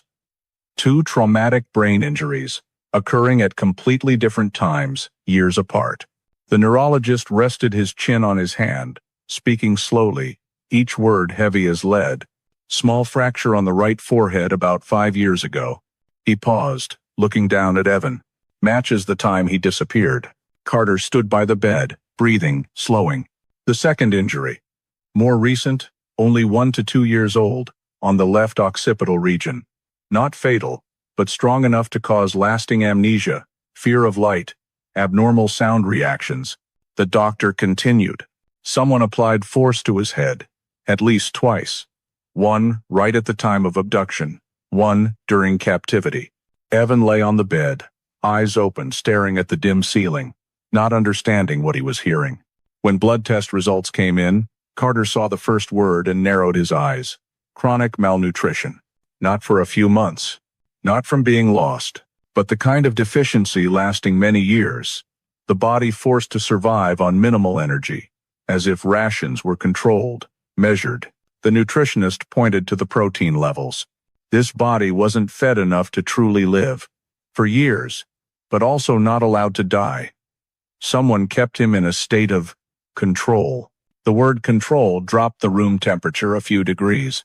When blood was analyzed further, the next discovery was even more chilling. Lingering traces in the plasma of a rare sedative. Not the common type used in medical facilities. This one came in powder form, fast dissolving, causing loss of consciousness and reduced reflexes without cardiac agitation. Notably, it was not commercially available and almost never used in modern medicine. The toxicologist looked at the results, frowning. This type, I've only seen it in documents from old military training facilities, from the 80s and 90s. It was used to render subjects unable to resist for tens of seconds without causing heart shock. He looked at Carter. Not easy to obtain. Only someone with ties to old training programs or who stole it from an abandoned stockpile could access it. Carter exhaled slowly. The entire prior case file, hair not Evans in the container, unidentified human ash with etomidate traces, bunker under sand with B-negative blood, began rearranging into a grim logical chain. The perpetrator, or perpetrators, were not amateurs, not robbers, not drifters. They were people with knowledge, with skills, with access to materials not easily found in everyday life. When doctors continued examining the soft tissue on Evan's wrists, they discovered another distinctive sign. On both wrists, where restraints had been, circular scars appeared, not the kind caused by ordinary rope, deep crescent-shaped indentations, evenly spaced in cycles, resembling marks from metal shackles, the type once used in old detention facilities or field makeshift cells. A forensic specialist said quietly, "These aren't rope marks, these are shackles. The kind a captive can't remove unless someone else unlocks them." The scars were old but still deeply etched, evidence they had bitten into the skin for long periods, many months, even years. Evan listened to the doctors speak, his eyes twitching slightly, as if a distant memory was trying to surface but never quite breaking through. Whenever he tried to remember, he shuddered, clutching the bedsheet tightly. Or when a strong beam of light hit his face, Evan immediately turned away, his whole body curling up as if shot. The neurologist noted in the chart, photophobia, involuntary flinching at sudden light, double traumatic brain injury leading to diffuse amnesia, all consistent with someone held in a light-deprived environment, malnourished, and subjected to repeated physical impacts over an extended period. When Carter asked Evan again, "Do you remember anything about the place you were held?" Evan shivered. Darkness, cold, and the sound of metal clanging together. "What about the people who kept you?" Evan closed his eyes. Carter thought he wouldn't say more. But then a low, choked sentence emerged, as if pulled from deep in the subconscious. "They knew how to use drugs. They kept me awake when they needed to. And when they didn't, they made me sleep." The toxicologist glanced at Carter. Rare sedative, professional handling, skills in prisoner control, old-style wrist shackles. A clear pattern emerged, not a single deranged individual acting randomly, but three people with training knowledge, capable of handling drugs, shackles, containment, burial of evidence, and erasing all traces under the desert. Carter stood beside Evan's bed, gripping the edge of the file tightly. Evan had survived, somehow, but his body was the most complete report of 5 years in captivity. And that report said very clearly, what happened to Evan was not random, not one individual, not an accident. It was a containment system, an organization, 3 people operating silently in Anza Borrego. And now Evan had escaped, meaning they knew it. In the first days after waking, Evan could barely speak more than 3 full sentences. Every sentence was fragmented. Every memory like a shard thrown to the bottom of a deep well. Only faint echoes returning. Yet strangely, whenever Evan drifted into half-sleep or a daze, his hand began to draw. Not pictures, but winding lines, symbols like maps. At first, doctors thought it was just an unconscious reaction from severe brain trauma. But Carter, who tracked every tiny change in Evan, requested all the papers be kept. In just 3 days, the bed, table, and room floor were covered in trembling black pen strokes, but structured, directional, with connecting points.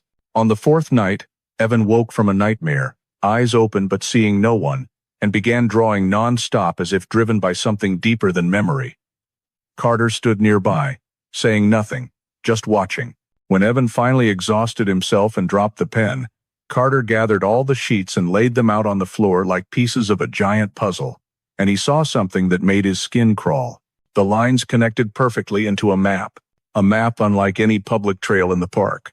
When Carter compared Evan's drawing to high-resolution satellite data, he realized the winding paths, matched almost exactly a little-known route that only desert ecology researchers had used in the 90s. The path was now buried under sand and absent from official maps. Carter was both astonished and chilled to the bone. A man with amnesia, unaware of where he had been for 5 years, could draw a route only long-term Anza Borrego researchers had ever taken. He decided to bring the map into the next interview. Under dim light, Carter sat facing Evan. The sheets spread between them like a sand maze. "Evan, do you know where these lines lead?" Evan stared at the map, brow furrowed. He trembled slightly, reaching out to touch one small point where Evan had drawn a bold circle, surrounded by chaotic, wavy lines. "I heard sounds here." "What sounds?" Carter asked. Evan tilted his head slightly, as if straining to hear a sound that only existed in memory. "Sounds of banging. Metal hitting metal. Like someone closing something." He moved his finger to another section, a sharp, curving path Carter recognized as matching the drag groove route from the bunker discovery. "I heard it again. Another time. Farther. Engine sounds. A generator. Running slow, weak." Evan spoke each sentence as if pulling it from deep mud. Metal clanging. Generator sounds. The same sounds Carter had noted in the bunker model. Pry marks from a crowbar on the door, crude wooden table, and the sense of machinery somewhere. Evan kept drawing. No one asked him to, but his hand moved on its own. He drew 3 human figures, one much taller, one shorter, one slightly rounded.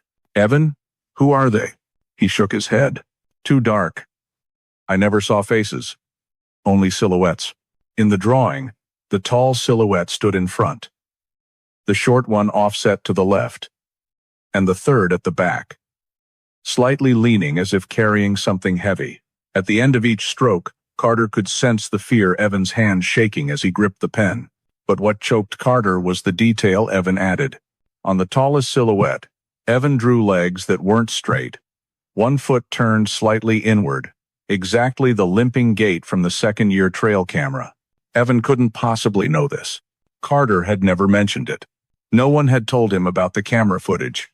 "Evan, did you see them? Standing like this?" Evan closed his eyes. "Yeah, the tall one stood in front. The 2 others behind. Closer to me." "Closer to you?" Evan nodded faintly. "I heard them breathing. Very close." The hospital room sank into heavy silence. Carter decided to try one thing. He opened his tablet and showed an image of the bunker, no details, just the rough LiDAR structure. No furnishings, no door position. "Evan, does this place look familiar?" Evan glanced at it for just 1 second and his entire body froze.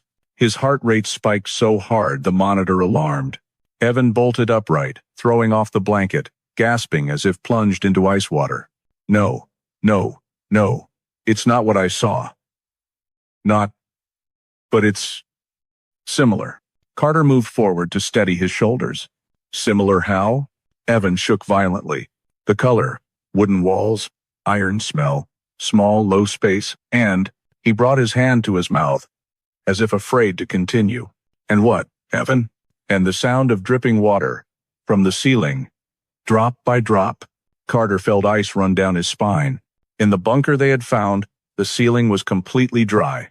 No water signs, no moisture.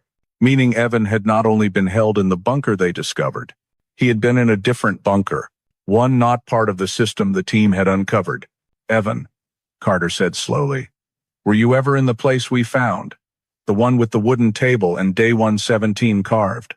Evan looked at him, eyes filled with absolute confusion. "I've never seen that place." He swallowed hard. "But I know what's inside it." Carter went rigid. "You know?" Evan nodded faintly. "There's cord, and the iron smell, and low ceiling, and," he hesitated, then whispered in a voice faint as wind, "there was someone else. In there." The hospital room froze solid. No doctor dared breathe loudly. Carter braced his hands on the table, eyes fixed on the map Evan had drawn. The black winding lines matched the real desert. The points Evan pointed to aligned with where they had found the container, the unidentified human ash, the first bunker. Evan had never heard about the bunker, never known the location, never been shown the structure.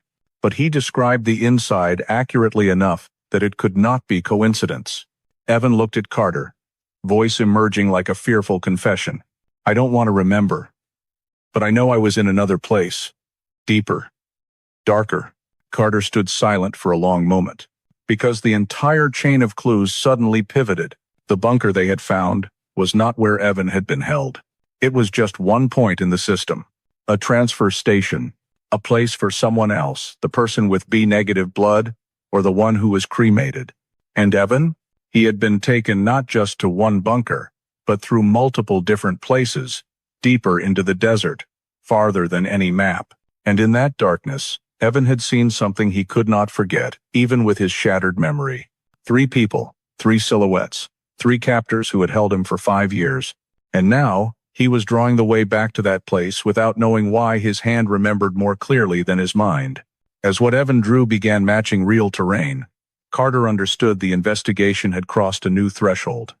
No longer groping in the dark, but for the first time seeing the path of those who had held him for 5 years.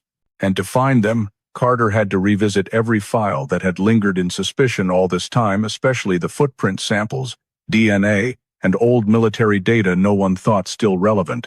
The first meeting lasted over 4 hours. On the whiteboard, Carter wrote 3 large words.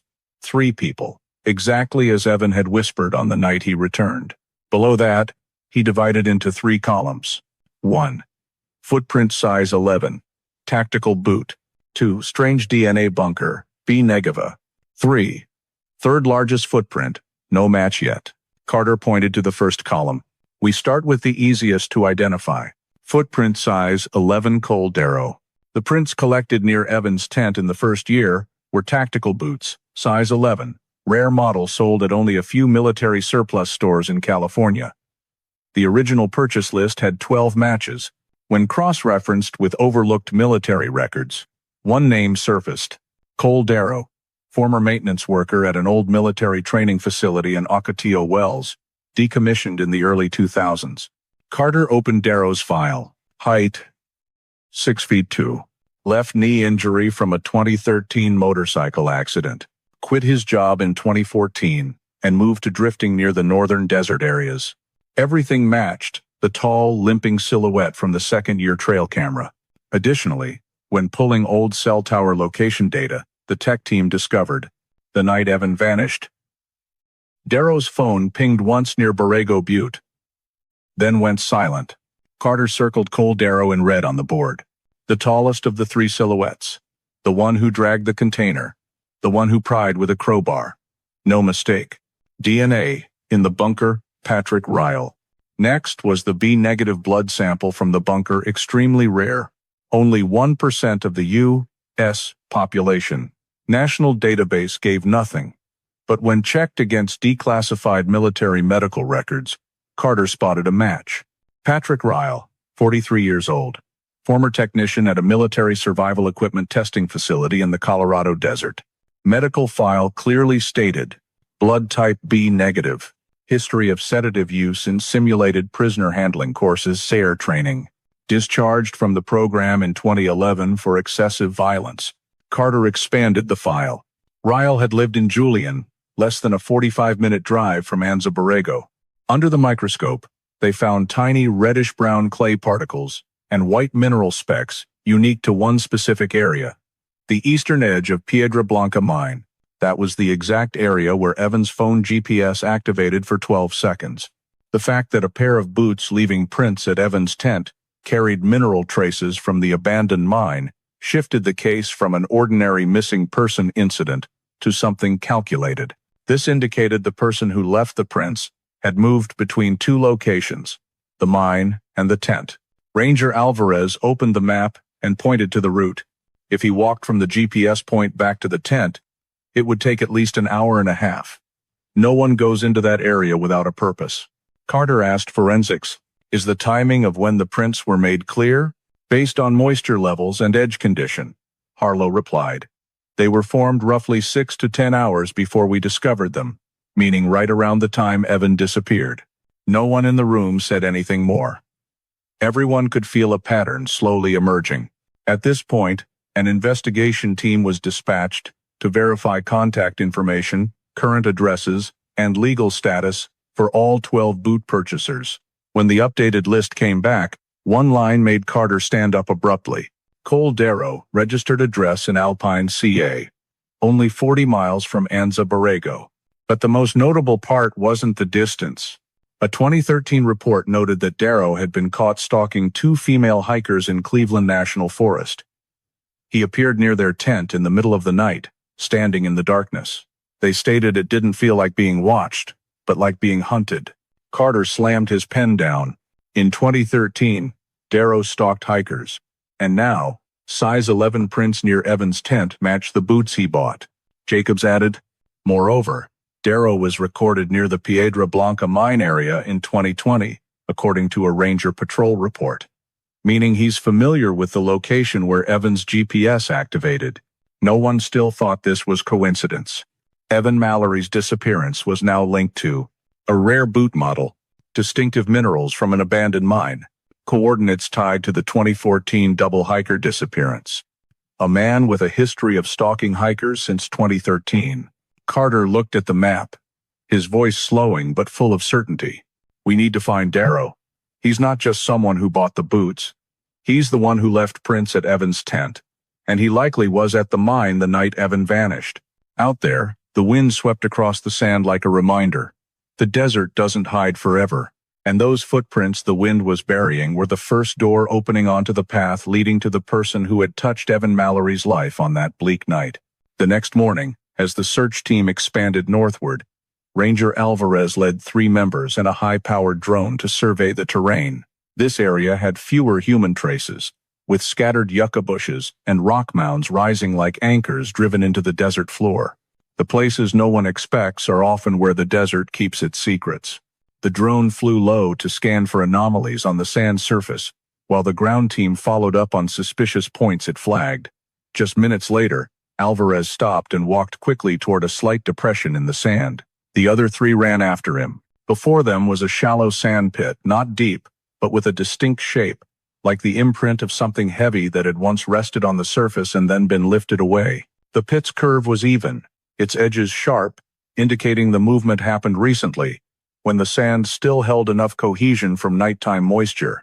This isn't an animal mark, not wind erosion, Alvarez said. Carter examined it closely and nodded. There were no footprints around it, but the pit's structure showed a length of about 6 feet and a width of nearly 3 feet, large enough for an adult to lie in, or equivalent to a short container or heavy equipment box. As technicians used stakes and string to measure, they noticed the eastern edge of the pit was slightly deeper, as if the heavy object had been lifted from that side. This meant whatever was placed there hadn't been dragged out, but lifted by force from one end. While the team analyzed the pit's structure, one member bent down to pick up something stuck to the sand edge.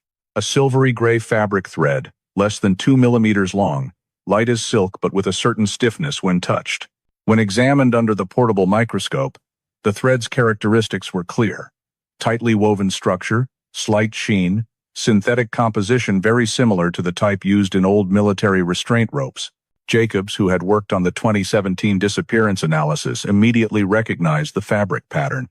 This is the exact fiber that was stuck to the nylon cord in the 2017 case. Carter looked at the report, his expression darkening. Nylon fiber, at Evan's tent. Fabric fiber in the glove. Now a restraint thread next to a large sand pit. A repeating pattern was gradually taking shape. While forensics collected sand samples around the pit to analyze moisture levels and confirm when it formed, Alvarez circled the area checking for signs of movement. Just a few meters northwest, he spotted faint grooves in the sand about a few inches wide, stretching nearly 2 meters long. Drag marks, Alvarez said, calling Carter over. But these drag marks weren't from a heavy box-like object. They were narrower and smaller, looking like the trail of something soft being pulled, possibly a tarp, a canvas sheet, or even rope. The grooves angled slightly westward, in the direction the drone had identified as sloping down toward small rock crevices. Forensics used stakes to determine the groove direction and concluded The dragged object may be connected to whatever was once placed in the pit. Could be rope or a person. Carter didn't want to jump to conclusions, but he couldn't deny that the pit's size could fit an adult with restricted movement, bound or covered by something. What puzzled them most was, they found nothing that had been dragged away. The drag trail stopped abruptly in the middle of flat sand. No blood drops, no fabric, no clear footprints, no sign at all that a person or object had been pulled from the pit and then vanished in that direction. As if whatever it was had been lifted off the ground at the end of the trail, as if someone had carried it away. An investigation team deployed a second drone to fly higher and photograph the entire area from above. They needed a broader view to piece together the subject's path, or the subject and victim. When the images from 50 meters up downloaded to the workstation, both Carter and Alvarez stood frozen.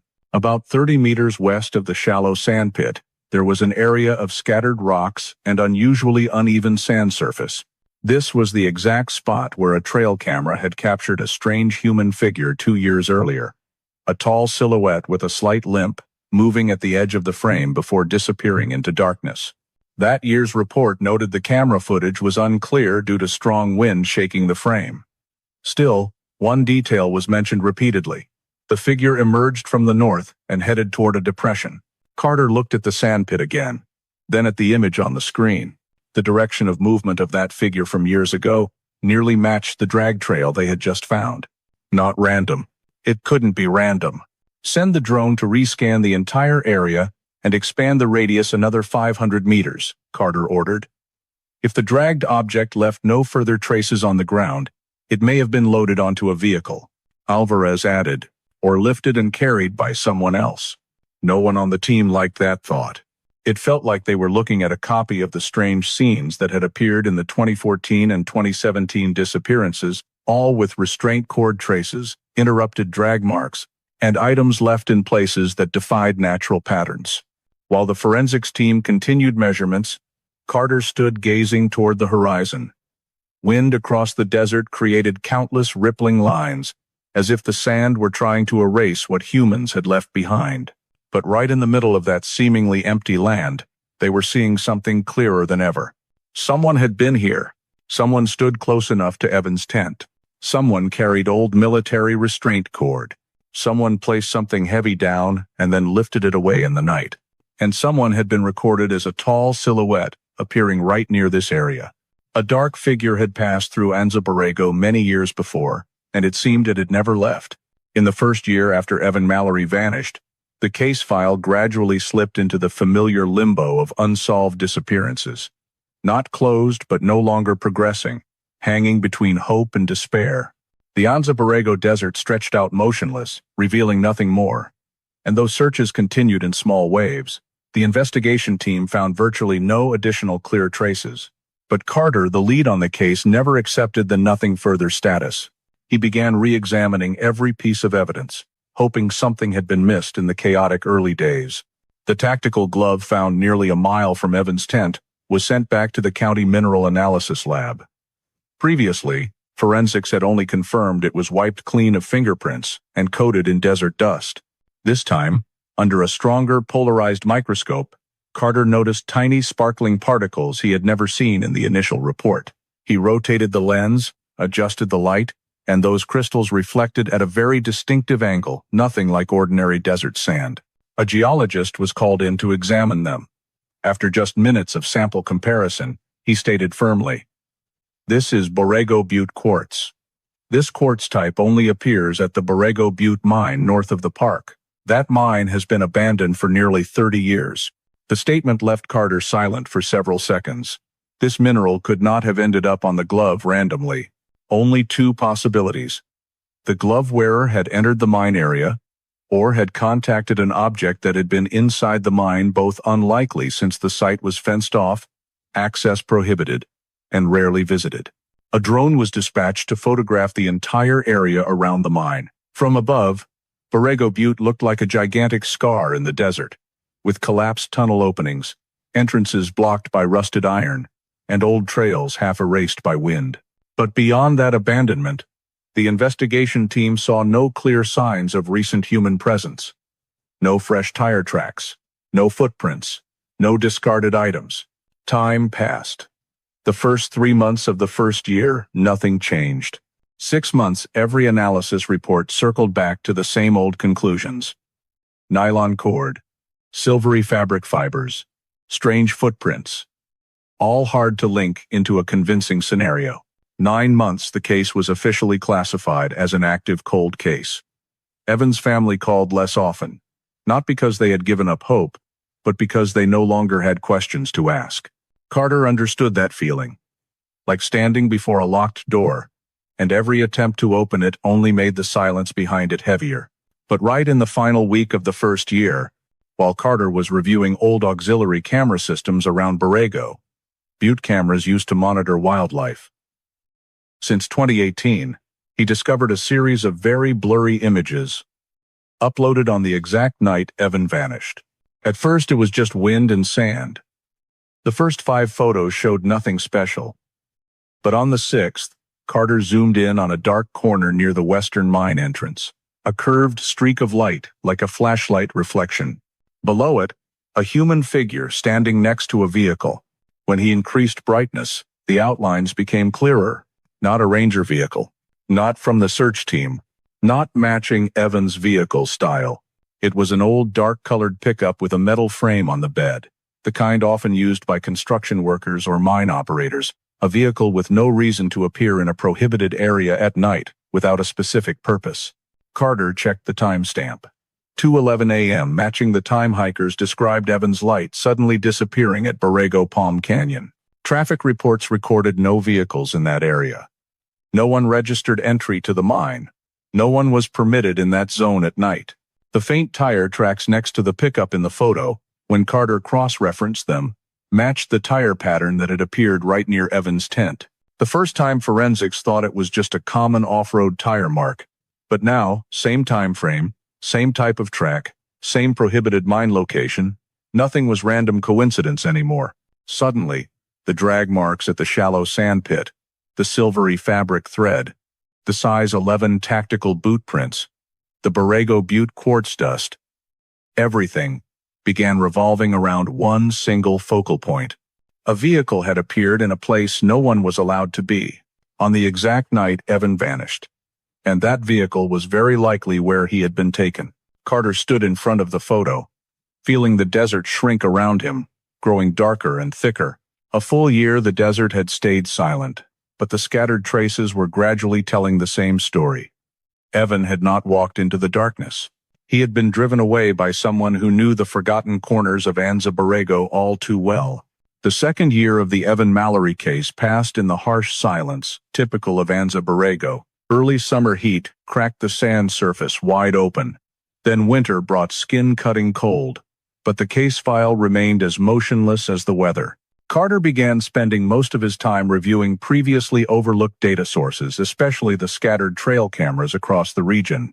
Early in the second year, when the lab recovered a batch of corrupted data from an old camera placed more than 1.2 miles from Borrego Butte Mine, Carter immediately requested the full set. That camera had failed due to a 2021 sandstorm and was thought useless, but tech had just extracted part of the stored data. When the image sequence opened, the first showed only long yucca shadows on loose soil. The second was heavy noise, just gray lines crashing like static waves. On the third, Carter paused. A human figure unusually tall, around 6'3", appeared at the frame edge. He zoomed in, increased contrast. The person was lean but muscular, broad-shouldered, and most distinctive was the limping gait, the left leg dragging slightly, as if from an old injury or defect. The face was invisible, completely covered by shadow, but the body posture, limb proportions, and height were unmistakable. When Carter checked the timestamp, he held his breath for a moment. 2:13 a.m., almost exactly matching the time the previous year when the Western Mine camera captured the pickup. Carter had tech double-check for timestamp errors. No, the camera ran on battery, no internet sync, so the displayed time was internal but cross-referenced with moon position and light noise. The capture time was accurate within minutes. That tall figure was walking from the north down toward the depressed terrain, the exact area where, 1 year earlier, the team had found the shallow sand pit and interrupted drag marks. A path too familiar. Carter immediately compared it to 2013 biometric data on suspects who had stalked hikers in the region and found a chilling match. One suspect was 6 feet 2, similar build, and a 2014 medical report clearly noted left knee injury from motorcycle accident, meaning the limp matched perfectly. That man had been investigated in a series of hiker stalking incidents on the northern park edge in 2013 to 2014. Never enough evidence to charge, but he kept appearing near hiking trails, then suddenly vanished from radar after 2015. Carter pulled out the map and measured from the camera position to where the strange footprints had been found near Evan's camp. Result: 1.7 miles, a distance entirely feasible for someone skilled in desert movement, especially at night. To a person used to hiding in desert darkness, that distance was nothing. Carter ordered motion analysis on the image left stride longer than right, consistent with compensating for a weak left leg. The slight right lean on downward sandy steps also matched the 2013 suspect's described gait. Not done yet. The shadow angle and faint brightness indicated the person was 20 to 25 meters from the camera. At nearly 6 feet 3, the captured image proportions were perfect. No lens distortion. While Carter was still noting every detail, a technician pulled a chair close and said quietly, "Check the timestamp. It matches a certain date." A familiar number flashed in his mind. It was the exact date Evan disappeared. But 1 year later to the day, 1 year precisely, a tall silhouette appearing near Borrego Butte Mine, a limping gait, a timing overlap so strange it felt deliberate. Or worse, as if the person had been here all along, hidden in the desert shadows the entire year. Carter said nothing more. He just leaned back in his chair and looked at the photo again. Anza Borrego Desert hadn't changed. Sand still shifted with wind. Rocks still lay as they had for thousands of years.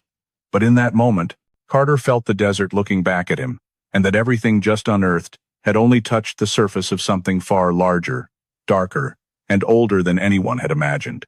Because if that nearly 6'3" silhouette was truly the same person from the night Evan vanished, then he hadn't just returned to the scene.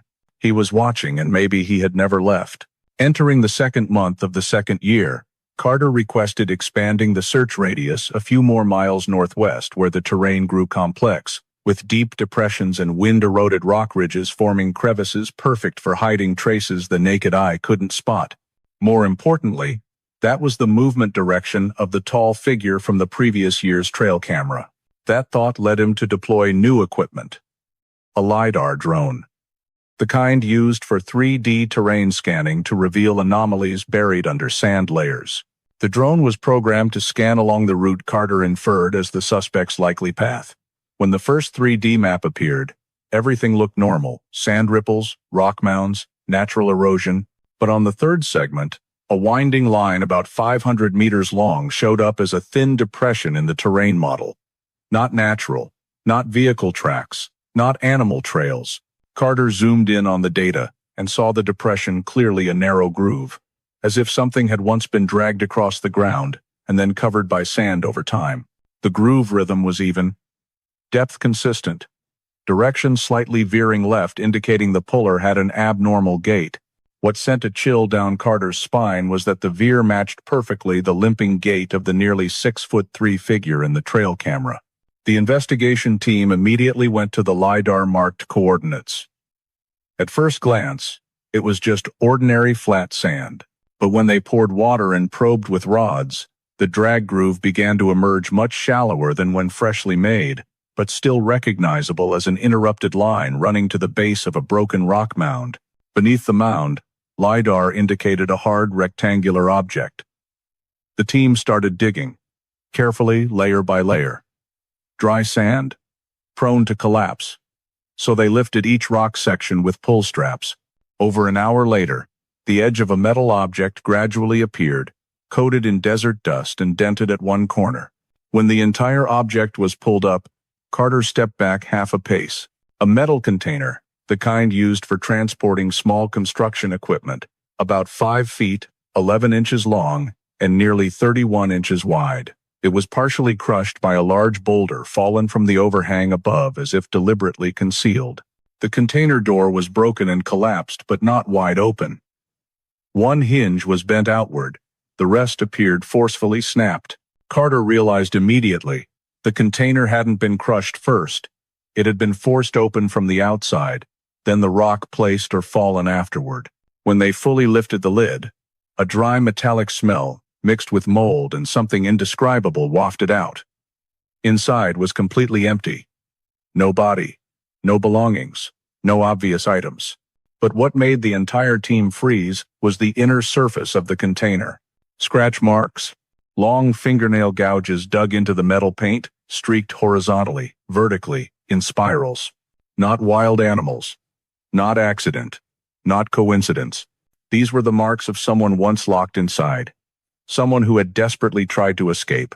Forensics turned on UV light, and the scratches glowed clearer, some recent enough not to be fully oxidized.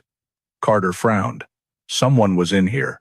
Within the last few years, in the right corner near the pulled hinge, the team found a small cluster of fibers tightly caught on a jagged metal edge. Dark brown, light, about 1.6 to 2.4 inches long. Hair? A technician asked. Human hair. But when the sample was rushed for field testing on the portable unit, the preliminary result appeared. No DNA match to Evan Mallory. Carter clenched his jaw, eyes fixed on the hair strand in the plastic bag. If not Evan, then who had been locked in the container? Another victim? An unreported disappearance? Or was this person connected to the suspect himself? While forensics continued examining the container, a technician called out loudly, "Mr. Carter, look at this." He pointed to the edge of the container door, where there was a long, sharp-edged, even dent, the mark of a metal tool, jammed in and pried hard outward. Carter leaned in close. This was not damage from falling rock. The metal surface had been pulled upward by force from the outside, not the inside. "This is a crowbar mark," a technician confirmed. And based on the indentation, the force was strong. The person applying it knew exactly where to pry. Carter stood up straight, hands braced on both sides of the container. Someone who knew how to use a crowbar to open a container. Someone tall with a limping gait. Someone who had once dragged a heavy object or a person hundreds of meters through sand. And if the container had been forced open from the outside, that meant either someone locked inside had been released, or the person who locked them had returned to take whatever was inside away. A long silence fell among those standing around. Wind whistled through the open container like a dry sob from the desert. Carter didn't voice what he was thinking, but everyone understood. Evan was not the only one who had disappeared here, and someone or something had used this container as a makeshift cell. A cell buried right under the sand that no one had known about for 2 full years. The Anza Borrego desert had not just swallowed Evan. It had swallowed far more.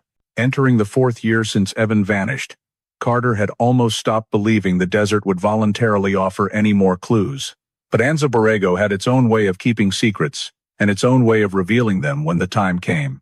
Early in June, when a strong wind swept through the northern area of Borrego Butte Mine, a ranger accidentally came across a patch of ground the wind had flipped over, as if the thin top layer of sand had just been stripped clean.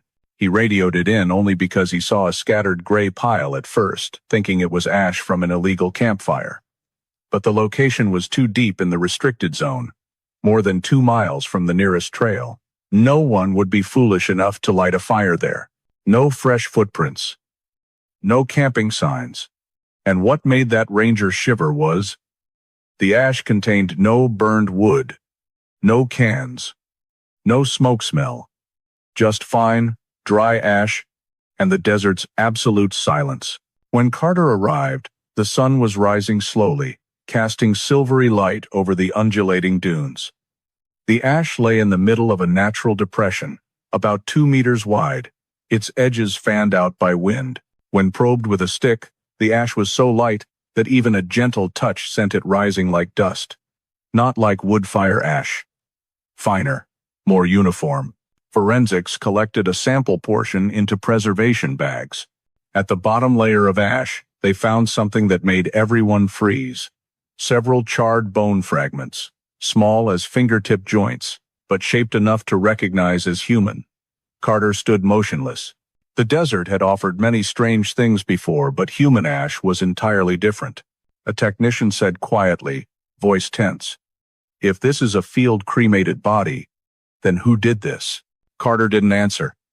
He just looked westward, toward where LiDAR had once detected the long drag groove leading to the container buried under rock. And what unsettled him more was the ash pile's location lay directly on the axis of the second-year drag path, less than 40 meters off that line. When the map was overlaid, a chilling timeline gradually emerged. The year Evan disappeared, tall figure spotted near the mine. First year, mysterious pickup. Second year, drag groove leading to container buried under rock. Fourth year, human ash. All within a narrow zone, as if someone was using this place as a staging, processing, or concealment point. When the ash sample reached the lab, initial results stunned the team. The extracted DNA did not match any United States database. No match to missing persons. No match to criminals. No match to immigration records. No match to federal files. A human being, someone had been cremated in the desert, with an identity that did not exist in the system. Carter frowned. It can't be random. It can't just be one unidentified body burned in the exact area where Evan vanished. The forensic pathologist nodded, tapping the report lightly. "There's something else you should see. In the ash composition analysis, besides the calcium phosphate and carbon typical of burned bone, there was an abnormal series of values, tiny white crystalline particles, ultrafine size. When run through liquid chromatography, the conclusion appeared. Traces of etomidate, a powdered sedative used for short-term anesthesia, very fast and potent. Not the kind easily obtained, especially not over the counter." Carter gripped the report tightly. So before being burned, this person had been rendered unconscious. Not natural death, not accidental overdose. This was deliberate. A forensics technician added, "Powdered etomidate, if inhaled, an adult would be completely incapacitated in 20 to 40 seconds. Another said softly, "Whoever used this drug knew exactly what they were doing." Carter looked back at the ash pile, then at the second-year drag groove map. A person rendered unconscious. A container that once held someone captive. A drag trail. A tall, limping figure appearing on the exact date Evan vanished. Unidentified DNA. It all lined up into a spine-chilling chain. In the northern edge of Anza Borrego, someone, or something, was operating according to a pattern. A pattern repeated over years. Not impulsive, not loud, but extremely calculated. When Carter reviewed wind data for the week the ash was discovered, he noticed one more thing. That season's wind blew southeast at 25 to 30 miles per hour, meaning most of the ash had been scattered before discovery. What forensics collected was only the remainder sheltered in the wind-shadowed depression. "If the wind hadn't shifted that day," a ranger said, "we would never have found this ash pile." Carter gazed toward the horizon, where the parched ground stretched like blank paper, ready to conceal anything placed upon it. He knew one thing clearly. Evan had not returned in the second year. The third wasn't just rumor, not just interrogation talk. He was the biggest hole in the entire story. Evan sat listening, fingers unconsciously gripping his shirt. He didn't remember that person's face, but his body did through trembling at the sound of metal clanging or limping footsteps in the night. The third footprint, a trace belonging to no one. Forensics continued the final report. A third shoe print appeared at Evan's abduction area, not Cole's, not Patrick's. It had a sole pattern not found in any brand. The rubber used to mold the sole wasn't in common commercial supply chains. Conclusion: custom-made shoes, or produced for a very small group, unregistered commercially. This moment made many in the courtroom feel like they were hearing a story from another world. Carter understood clearly. That person didn't want to be traced. And shoes were just one of many ways he erased tracks. The fingerprints in the bunker, the final evidence that silenced the courtroom. At the end of the trial, forensics presented the latest data from additional bunker analysis. Among dozens of fingerprints found, some belonged to Patrick, a few faint ones related to people who had entered the bunker, but one clear print on the steel bar next to the wooden table where the day 117 markings were carved. When run through AFIS, the National Fingerprint Database, the result was no match to any individual ever recorded in the United States. No match to criminals. No match to military records. No match to immigrants. No match to federal job applicants. A completely anonymous fingerprint. The courtroom went dead silent for several seconds. No one spoke. Carter looked at Evan, seeing his eyes widen, as if recognizing something deeper than ordinary fear. Not everyone involved had been caught. Not all traces had been found. And not all mysteries had answers. The trial ended with the gavel striking 3 times, but no one felt it was a period at the end, because what had been brought to light today was only 2 parts of a much larger darkness. And the anonymous fingerprint, etched deep in the sand-buried bunker, was the reminder that the most important person was still out there, quietly watching the desert shift under the sun and tracking every step of those who dared enter his territory. Sentencing day ended, and Anza Borrego, though silent, seemed unwilling to surrender all its secrets yet. Immediately after the trial of Cole Darrow and Patrick Ryle concluded, media across Southern California exploded, as if someone had poked a hornet's nest. Special reports flooded TV, print newspapers, and social media. But what worried the public most wasn't the sentences for the 2 defendants. It was what remained behind. The third person, still unidentified, still uncaught, and possibly still hiding somewhere among the rock crevices and deep valleys of Anza Borrego. Carter knew this wasn't over. Evan knew, and even the most veteran rangers in the state park knew. The desert doesn't speak, but it was never as silent as people thought. FBI reopens 4 old missing persons cases. 2 weeks after sentencing, the FBI officially announced an unprecedented decision for the region, reopening 4 closed missing persons cases from 2014 to 2019, all within a 20-mile radius of the bunker where Evan's traces were found. They formed a task force coordinating between FBI San Diego, the Sheriff's Department, and California State Search and Rescue. Those 4 cases had once been attributed to getting lost, heat exposure, or terrain accident, but now, as clues emerged, everything seemed to fit the same map from the same hand. Carter received an FBI email. In all records, there are overlaps with the Darrow-Ryle group's methods. Cannot rule out connection to the leader. The phrase, "the leader," no need to spell the name, everyone knew who it meant. The desert had once swallowed 4 people. Now people knew it wasn't sun or sand. It might have been one human. Hikers erect warning signs in the desert. Just days after the news spread, hikers spontaneously formed safety groups. AI was used to create new trail maps. Hiking forums passed around information about the bunker, the third person, the no-go desert zones. One group of hikers erected wooden and metal warning signs at 3 main trails. Area under investigation. High danger. Not official government warnings. These were warnings from the very people who had gone deep into that area, who understood it better than any government map.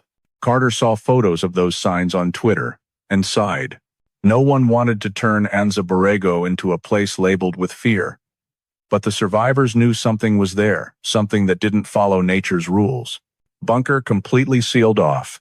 Right after the trial, the bunker area was fenced with steel barriers. Forensics tents, barbed wire fencing, and temporary cameras were installed around the zone. No one allowed within 300 meters, not even rangers. From the surface, the bunker looked like a rectangular shape hidden under sand, cold and lifeless. But Carter knew the fear wasn't in the structure, it was in what had once happened inside. In the early days of the seal, the FBI team still faintly heard metal clanging from within, though no one could enter because the door had been welded shut. Forensics concluded it might just be shifting sand, causing items inside to fall. But those who had set foot in there didn't believe it. Evan heard about the bunker being sealed off, stayed silent for a long time, then said one sentence that chilled everyone: "Leave it closed. No one should go in there again." The community, unsettled by the remaining shadow. When newspapers ran in-depth analyses one after another, the name "the third person" became a shared obsession. People started calling him by a nickname: the Desert Watcher, the Desert Observer. Some thought he was no longer alive. Some believed he was still hiding in the desert. watching every group that passed through. A few hikers claimed they had seen a tall, thin silhouette standing on rock ridges at sunset, but when they approached, no one was there. At press conferences, when reporters asked Carter, "Do you believe that person is still out there?" Carter only replied, "We are not ruling out any possibility." The way he said it made everyone understand. He believed the person was still alive, and the desert was vast enough that he could disappear even while standing right in front of you. The final satellite image, the thing that kept the investigation from stopping. As public interest began to fade, the FBI released an addendum to the forensics report related to the scene from the year Evan vanished. On the night Evan disappeared, at the exact moment his phone turned on for 12 seconds, a commercial satellite had captured 3 infrared scans of the Borrego Butte area. The images were not clear enough to identify a face, but forensics discovered something that made Carter freeze when the printout was placed on his desk. Next to the bunker area, at that precise time, there was the shadow of a third person. Not belonging to Cole. Not belonging to Patrick. Not belonging to Evan. Taller than Cole. Standing straight. Motionless, as if rooted in the darkness. No footprints leading away from that position. As if the person had appeared, and then melted into the sand. Forensics could not say it was Harlan Reese, but Carter didn't need to hear more. He looked at the image and clearly saw what Evan had said in panic when he first returned. Not just 2 people. There was a third. He stood in the darkness. He never went far. 2 captors had been sentenced. Evan had survived. The desert was silent. But the human shadow in the satellite image, the one standing right next to the bunker on the night Evan vanished, was the final reminder that the investigation had only covered 2/3. The rest belonged to the nameless one. With no record, no trace. The one who knew every path in the desert, the one who had never shown his face. And he was still there, waiting, watching. Anza Borrego doesn't just keep secrets. It is sheltering one person, someone who, even now, remains beyond the reach of every investigative agency. Carter closed the file and looked toward the dark mountain range on the horizon. The desert was quiet, but he knew that in that quiet, someone was always listening. The story of Evan Mallory is not just a survival journey in the Anza Borrego desert, but also a powerful reminder of the fragility of personal safety in today's American society, where vast nature, modern technology, and isolation sometimes intersect to create unpredictable voids. The fact that Evan disappeared just by stepping a few meters from his tent, or that his phone was manually turned off and then turned on for only 12 seconds, reflects a reality that we, even in an era of GPS, satellites, and social media, can still vanish from the map more easily than we think. Many Americans love the freedom of long trails, deserts, and mountains. But Evan's story shows that freedom must always come with preparation and vigilance. Offline maps, regular check-ins, dedicated tracking devices, and deep terrain knowledge are essentials that cannot be skipped. The investigation also exposed another societal lesson. Sometimes the threat doesn't come from nature, but from humans, those who can operate in the shadows for years, like Cole Darrow and Patrick Ryle. Both existed right in small, ordinary communities, with no standout records, yet participated in a secret network. This raises questions about community responsibility and noticing suspicious behavior, especially in remote areas where authorities struggle to reach. The very detail that the FBI had to reopen 4 old missing persons cases also shows that events once labeled natural accidents sometimes need re-examination through a different lens, that the intuition of families and communities has lasting value. Finally, the fact that the map Evan unconsciously drew became key evidence reminds us that trauma leaves traces, and listening to survivors, even when their memories are fractured, is critically important. In American society, where many victims must fight for their voices to be believed, Evan's story emphasizes that empathy, patience, and trust in small details can help unravel mysteries once thought impossible. If you're interested in mysterious survival stories like Evan Mallory's journey back, please subscribe to the channel so you don't miss any cases we'll continue to explore. Thank you for joining us, and see you in the next video, where we'll keep stepping into the unsolved dark corners of America.